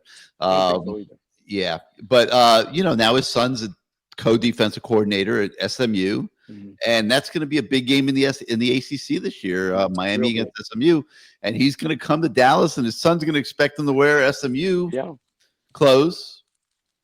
And, you know, we, of course, expect him to wear Miami clothes. What's he do? How does he win? Only thing similar to that is, you know, when I was coaching against Miami. I mean, you know, you got to do what you got to do, man. You know, I could wear a Miami shirt up under that, but I also have a job to do. His son is the coach, and he wants the best for his son. I mean, obviously, like we just spoke on, there's blood, you know, him and his son, but there's blood, sweat, and tears on Green Tree. So, you know, that's a tough one, man. And he's out there with Russell, and you know, they want to see the best for everybody, but somebody has to win and somebody has to lose. And, you know, he's staying at their house probably. That's a tough one, man. That is a tough one, brother.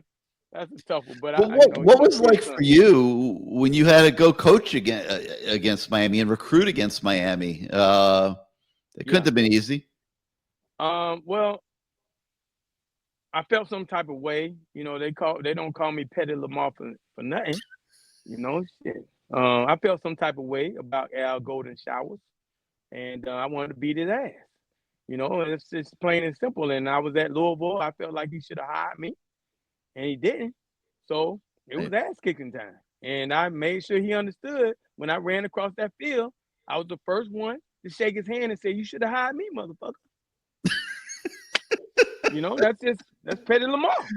I mean, and when I was on the recruiting trail, recruiting against Manny Diaz and the rest of them, I called them clowns. Just being honest. I mean, that's just the way, I wanted to beat them just as bad. I wanted to show them that I was just as good as they were in recruiting. And I went down their list and I picked out certain guys, and I would call those guys and say, "Hey, now y'all got 32 commitments. How you gonna go to Miami? Somehow they're gonna freeze you out, dog. You might as well come to Louisville, baby." I mean, I got a job to do. Even when I had to press send, you have to put the job first. I had to press send on the tweet that Bobby Petrino wanted me to tweet that said, "Which one would you rather play for?" It had our stadium during a blackout, and it had the Hurricane Stadium probably during the spring game. And Bobby Petrino made you send that out. I thought about it for 1 second, but I was making $250,000 at the time. Shit, I pressed that damn button. Yeah, that one didn't go over very well. I'll tell you that. Pay me if you want to, but I got kids to feed. I got a wife that like to spend money. Hey, I got 250. You ain't paying me money. And your head coach is standing over your shoulder saying, right there. It's his phone that I got to press the send on. And I think he was doing it on purpose to see what my loyalty was. And I said, shit, it was not even, I went home and told my wife what I did. She said, "Can I go shopping?" "Yes, you can. You sure can. You can today." That's a bad situation, man. It's a bad situation, but yeah, that's all part of the game. Well, at least Mo doesn't have to be the defensive coordinator himself. It's just his son. But hey, Jason makes a great point here. We got Earl Little coming up in a month. Yeah, how about that? And his son's playing safety for Florida State. Playing well now. That's an interesting one because Miami did try to recruit him. He chose to go to Alabama. Then when he went in the portal, I think Mario was like, "No, like you had a chance to come here. You had a chance."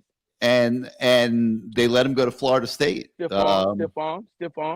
Yeah. And then he got stiff arm last year, where it's a picture out there somewhere where he's diving. He's got his face in the ground.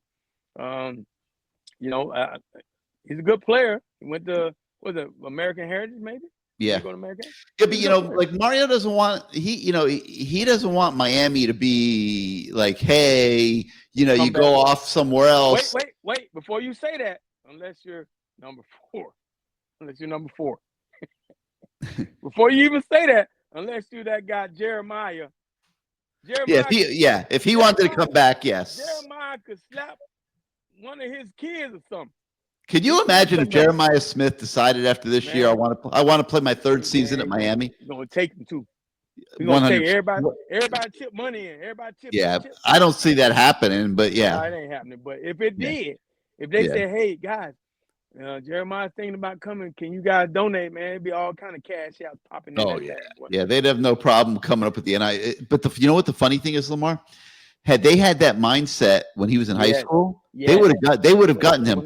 They would have flipped him. It came down to the wire. He was thinking about it on the last day, and had they realized where NIL was going, Ohio State had the deeper pockets at the time. Yeah, but had they realized where NIL was going to go, they would have made the bigger offer. They've tripled the budget since then. Yeah. Like they had to. Nobody realized where NIL was going. Jeremiah Smith's a $4 or $5 million player now, Lamar. Yes, he is. And without a doubt. And back then the number was $1 million. Yeah. And Miami was willing to pay him $1 million, but it would have taken 2 to get him. Yeah. And they didn't go to 2.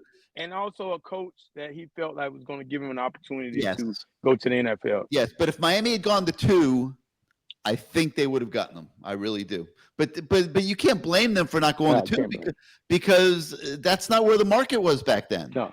And who was the receiver coach at that time?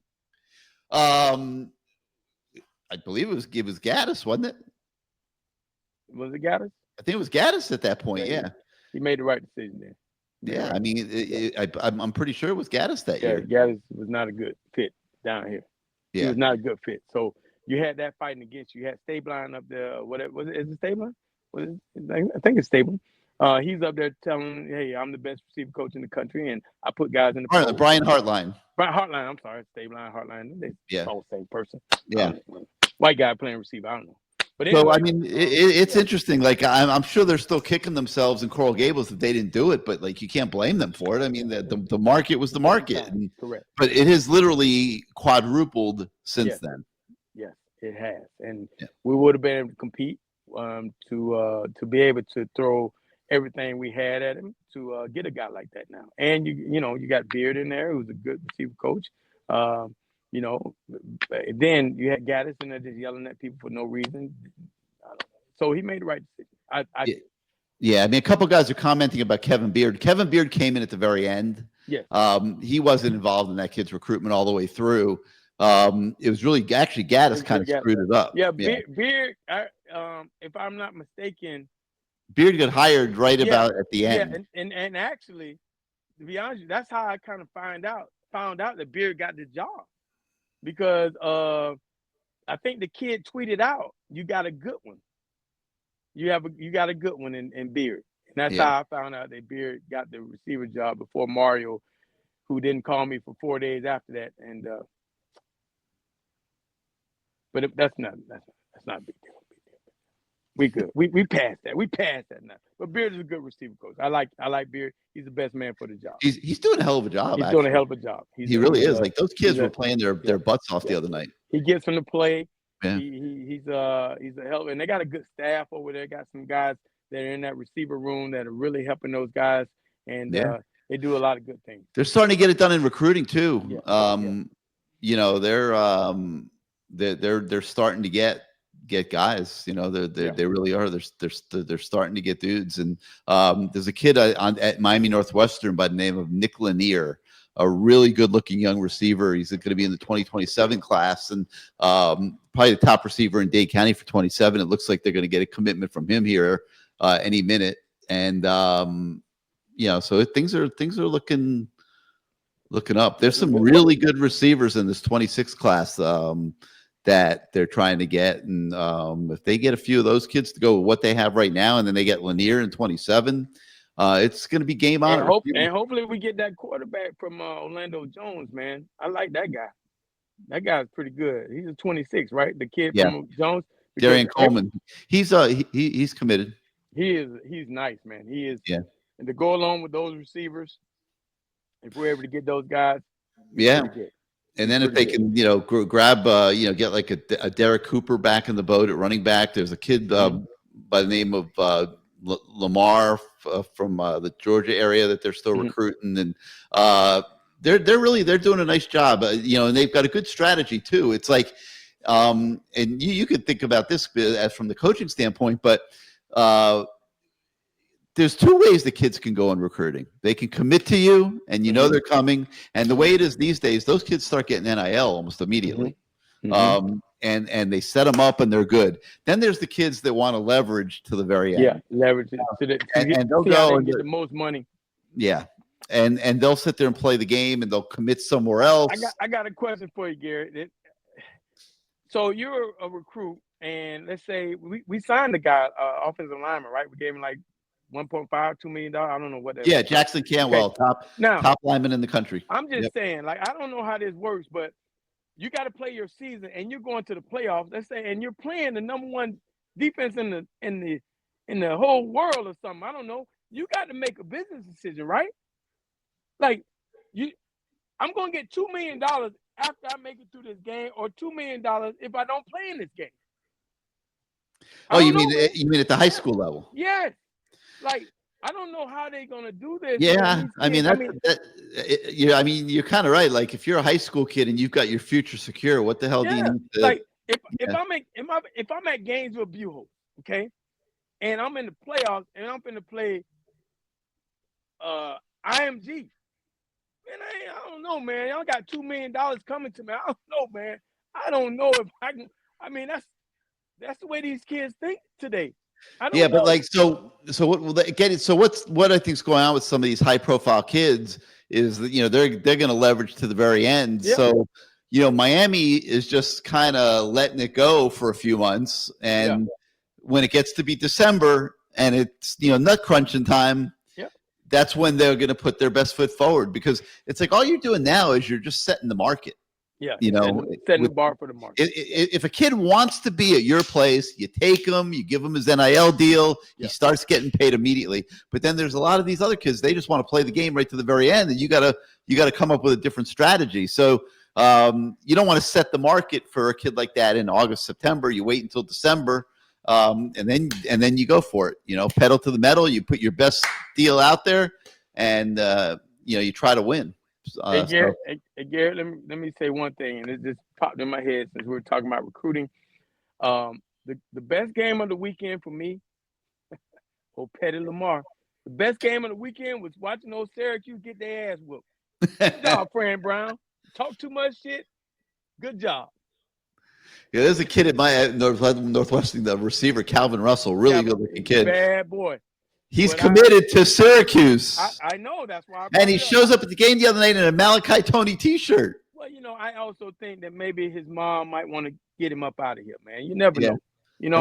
That's a tough one. He's down here.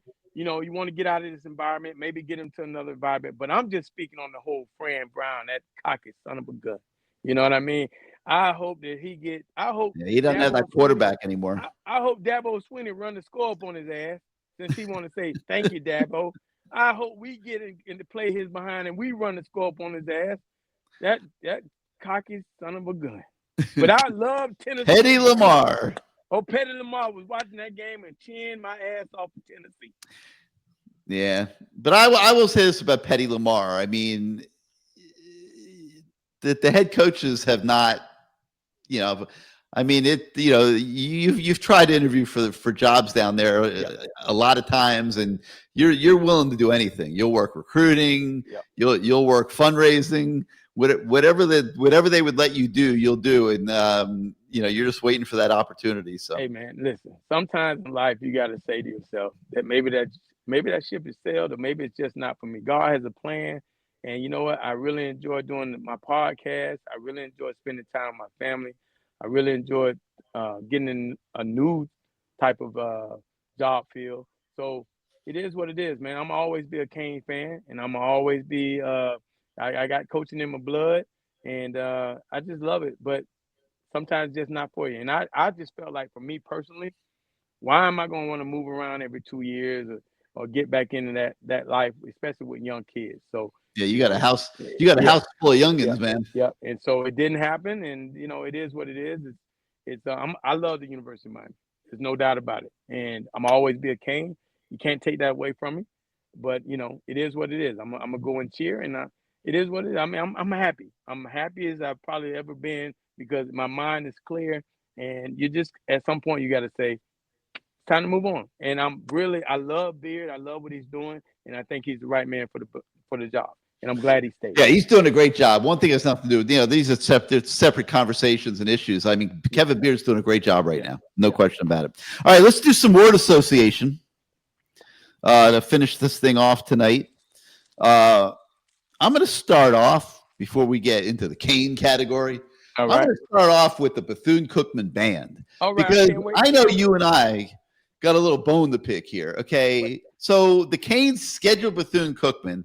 They got to be paying them $1 million, because that's what these games are worth these days, right? Figure Bethune's probably making $1 million to come down. No, wait, hold on. I just want you to know something. For the Brown schools, the historically black colleges, black universities, they only get $700. When the white schools come in here like Middle Tennessee with no band, get 1.5 and run it down your throat. Come on, man. Let's give us some more money so they can bring the damn band. They're not bringing the band. Man, let me tell you something. I ain't gonna lie, man. I want to see young talent, but I had to watch that shit on TV. Since they ain't got the band after halftime, after I eat my popcorn, I might have to go home. You ain't bringing the band. That's what I'm coming to see. I'm coming to see the young talent and the band get out there and shake their tails and do their marching and playing their music. And you need Miami, you're ashamed on you. You need to pay the band their money, because guess what? At the HBCUs, the band understand one thing. You paying us $700,000, but it got to pass through a bunch of hands before it get to the band. So they said, we want our shit on the side. Give it to them. It's worth it. I mean, it's only a 5-hour trip to Daytona Beach. I mean, that you could have brought them down in the morning, let them play at halftime, and then head home. They'd be home by 1 a.m. And nothing against the band of the hour, but it is against the hour. Oh my God, the band of the hour! I was talking to somebody at the university, man. They got to recruit some students. God damn, it's like watching. I don't care if they don't play an instrument. Just hold the trumpet and pretend to play. Like they need more bodies out there. That's embarrassing. Like that's like really embarrassing. We got a band of 12 out that thing. It's like 12 people. It's unbelievable. It gets smaller every year. Man, we need to pay the band, Rudy, and all the rest of y'all up there. With all hire yourself 100 students. Yeah. And get them and buy a bunch of trumpets and just get them to pretend that they're playing. Pump the music in there. Hell, nobody will notice. Whatever, but it's got to look better than what it looks. Wow. That's terrible. They took the national anthem away from them, though. I thought that was a good move. I like the national anthem was meant to be sung. Yeah, I'm good. I'm good with that. But dang, that's it. That you just hurt, man. You hurt my feelings with that one. I know. I love the and all the fans. I wonder did they come down to FAU? I wonder if they came. FIU, yeah. I don't think they did. I wonder if they didn't. Down. No, if they're not coming to Miami, they didn't come to FIU. But they might have paid. No way. No, we're gonna find out. We'll talk about it next week. Okay, yeah, you can find out. All right, let's do a little real word association. Let's go Carson Beck. All right. Carson Beck, steady, game manager. That's what I say. Again, $4 million or something like that. I say right now he had 900 to $1 million. That's how much he worth right now to me. I see a little bit Bethune, maybe one touchdown, maybe one drive. Good win against USF, and then we get to them Crocodiles, and you win that. Oh yeah, you $3 million. You $3 million, maybe $4 million, because we need that. So I mean, but this game, I think I saw why and what he was able to do at Georgia, be a game manager and be a leader, and I was impressed. I like that one series idea. I would play him those years. I wouldn't put him on the field this week. Yeah, I really wouldn't. They won't do the Cam Ward like they did. And this dude jumping in the end zone and shit. I'm holding my breath when Cam Ward he dove in the end zone. I wouldn't put him on the field. I'd let Emory Williams start. That's just me. All right, Emory Williams, man. Let's go right there to him since I just mentioned him. Emory, hey, this is your opportunity. You know, we still got a little slick taste in our mouth from the bowl game, man. You're a good player, man. I watched you throughout the year in practice. That was not you in that bowl game. And I want the fans to know that was not the Emory I saw in practice. So I would be eager. I'm eager to see him show what a real game plan and a good game plan could be and watch him do his thing, because I think he's a good quarterback. I really do. You know, I'm glad you said that. You're saying that because that, like, the fans on CaneSport.com, they always pick something to like ride me about. And it used to be Ja'Cory Brown when I said he's never going to play quarterback here, and I got accused of all kinds of crazy stuff. Oh, I'm against black quarterbacks and this and that. I mean, come on. Racist, Gary. Yeah, that's me. Yeah, right. Yeah. But obviously I was right on that one. He you know, he didn't make it. I don't think he won the job at UCF this year either. But Emory Williams, I see the same thing you see when I watch practice, and he can make every single throw that Carson Beck can make.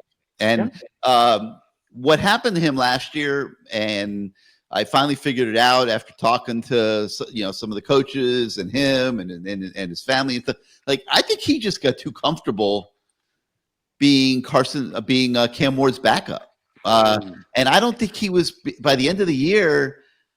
I don't think he was preparing to play the way you need to prepare to play, and I think he learned a lesson from that. Now, it wasn't all his fault at the bowl game, okay? One, Cam Ward prepared for the game like he was going to be the starter, number one.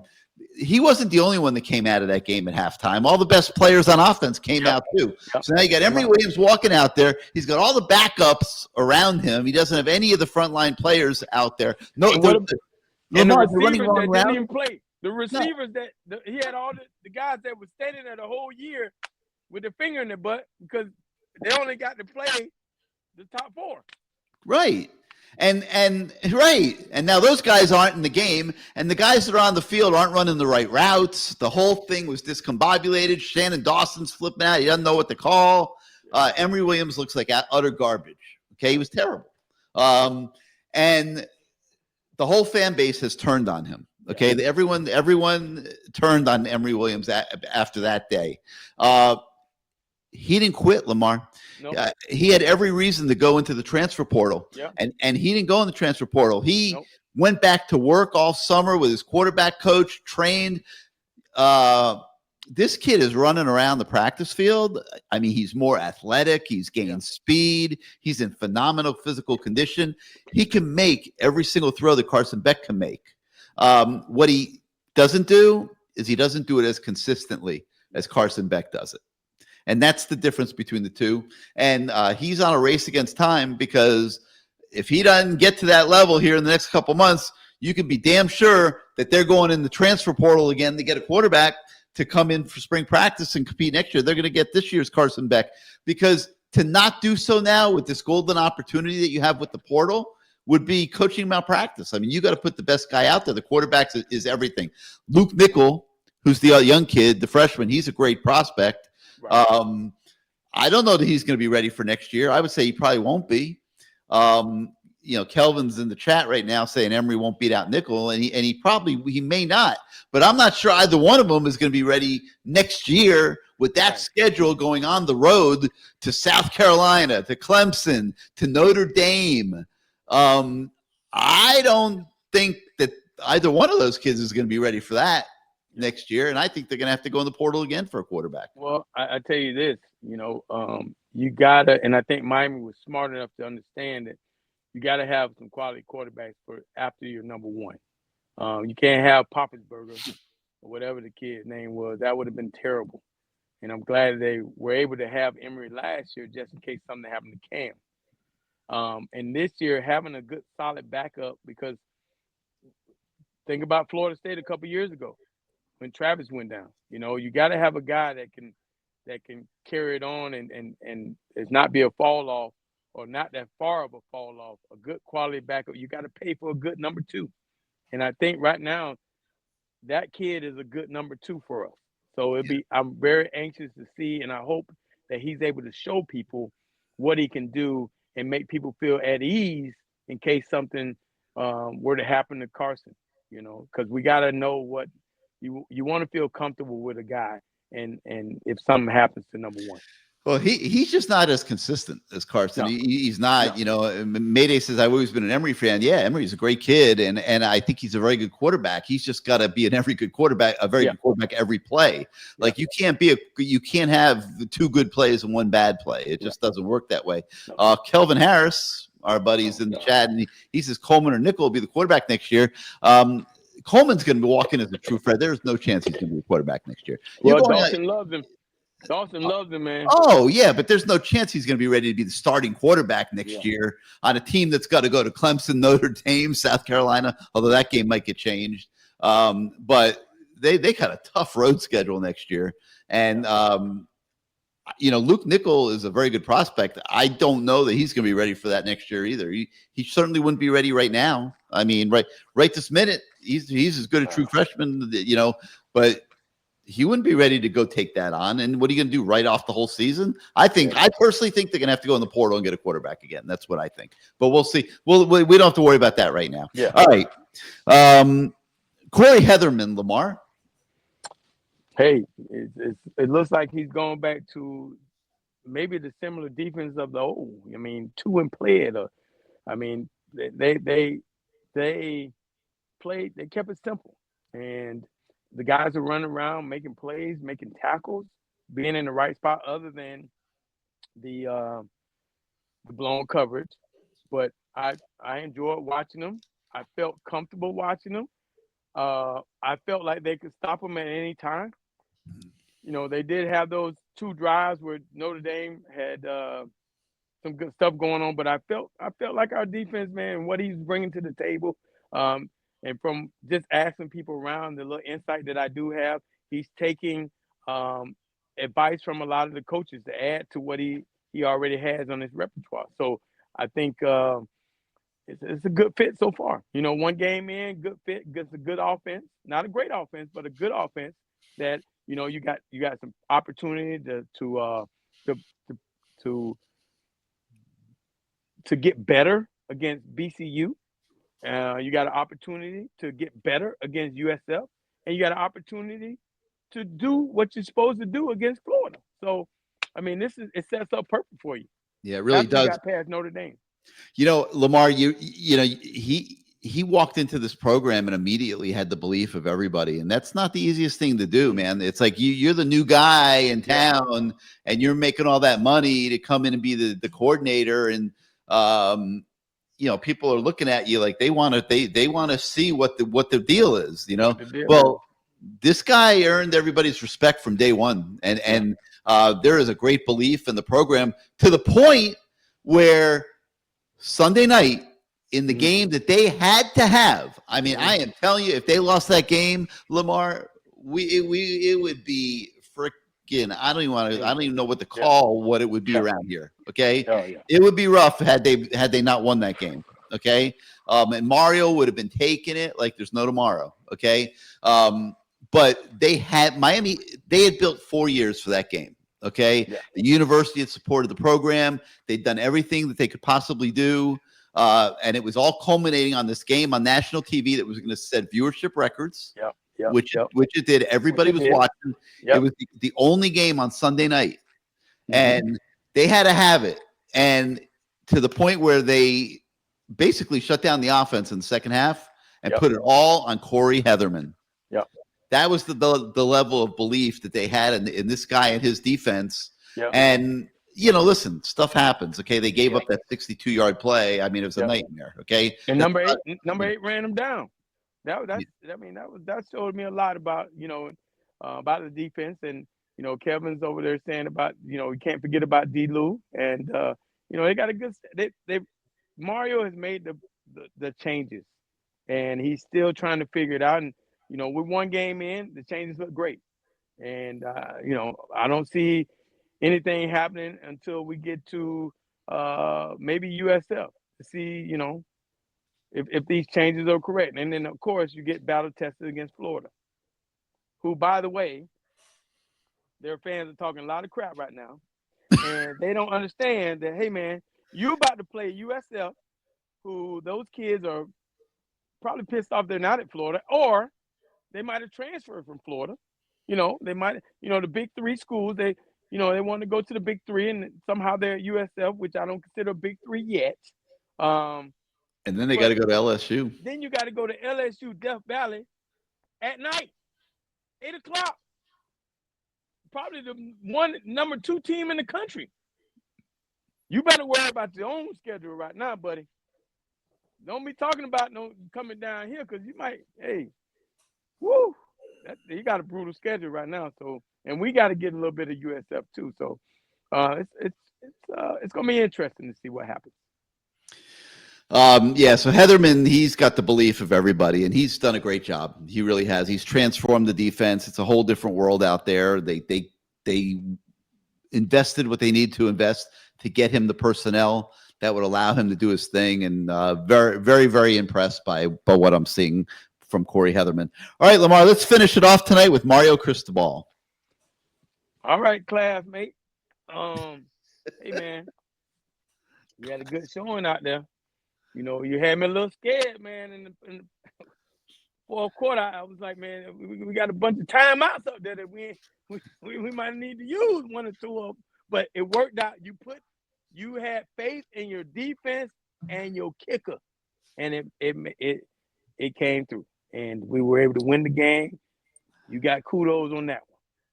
But understand, we got BCU coming up. We need to play the starters for maybe a series, and we need to see what these young fellas can do before everybody leaves the game. at halftime because they ain't got no damn band. Okay, and then we got, of course, after that USF. But Mario, you did a good job. You look like you kind of stayed out of the way of things, and you know, you weren't as animated on the sideline. Only one that's animated was Michael Irvin on the sideline. So you did a good job, man. Mario stays very calm during the games. Yeah. I think he's got a, you know, obviously beating Notre Dame, you're euphoric. Yeah. It's the great thing, but I don't think Mario will let it run rampant. No, like because he knows. Yeah, he knows. There's been through too much. There's things they need to tighten up. You know, I want to see the usage of timeouts. Yes. Get better. They waste way too many timeouts, Lamar, and it's going to cost them a game. It's going to cost them a game. Well, I mean, you got to have timeouts when you need them at the end of halves and at the end of games. Wait. We might be getting some breaking news now. Kelvin Harris, sweet nasty. He said he talked to Rudy. Somehow he's good friends with Rudy. And Rudy says the band's coming. He thinks the band is maybe coming. I don't. I asked them today, and they told me no. But maybe they got on it. I hope they did. But Rudy, Kelvin Harris, he washes Rudy's car. You know, he babysits the kids. He's an ass kisser extraordinaire. So he's good friends with Rudy. So there might be some truth to that. I hope. I hope they may have to spend. Miami may have to pay for it, but I think it'd be worth it. It'll be well worth it for the money they spend. Keep the fans happy, keep them entertained. You'd have to charter 3, 4, or 5 buses. Yeah, that's it, man. Pay for the food. Yeah, feed them. Maybe grease the hand of the band director a little bit. He might need to get a new Mercedes. Take him down to Williamson Cadillac or something. You know? Probably cost you maybe $15,000, $20,000.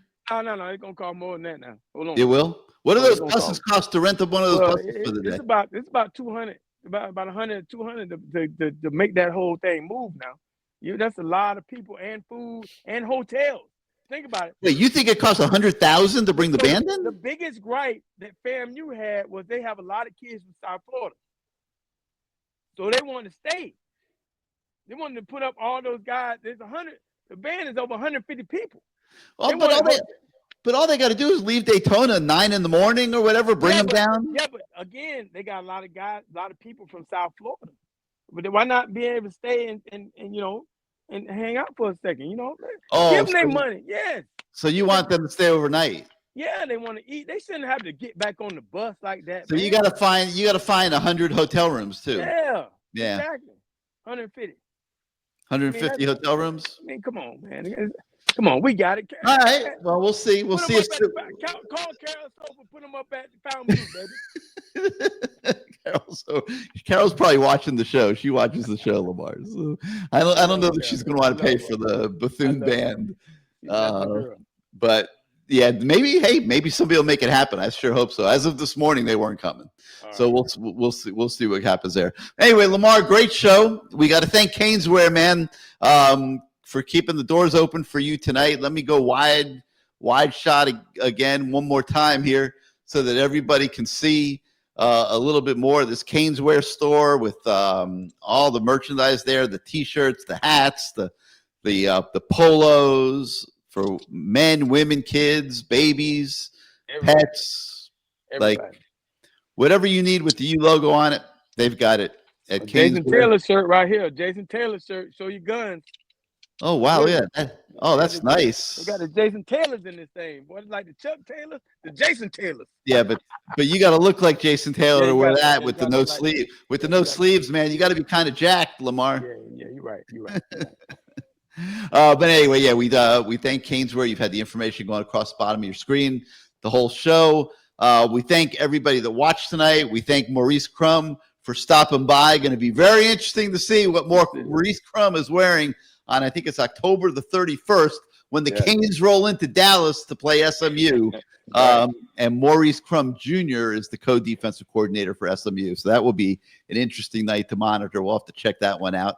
But we'll be back next Wednesday night, same time, same channel. So for Lamar, I'm Gary. Thanks again for being part of the show tonight, everybody, and we will see you next week. All about the you.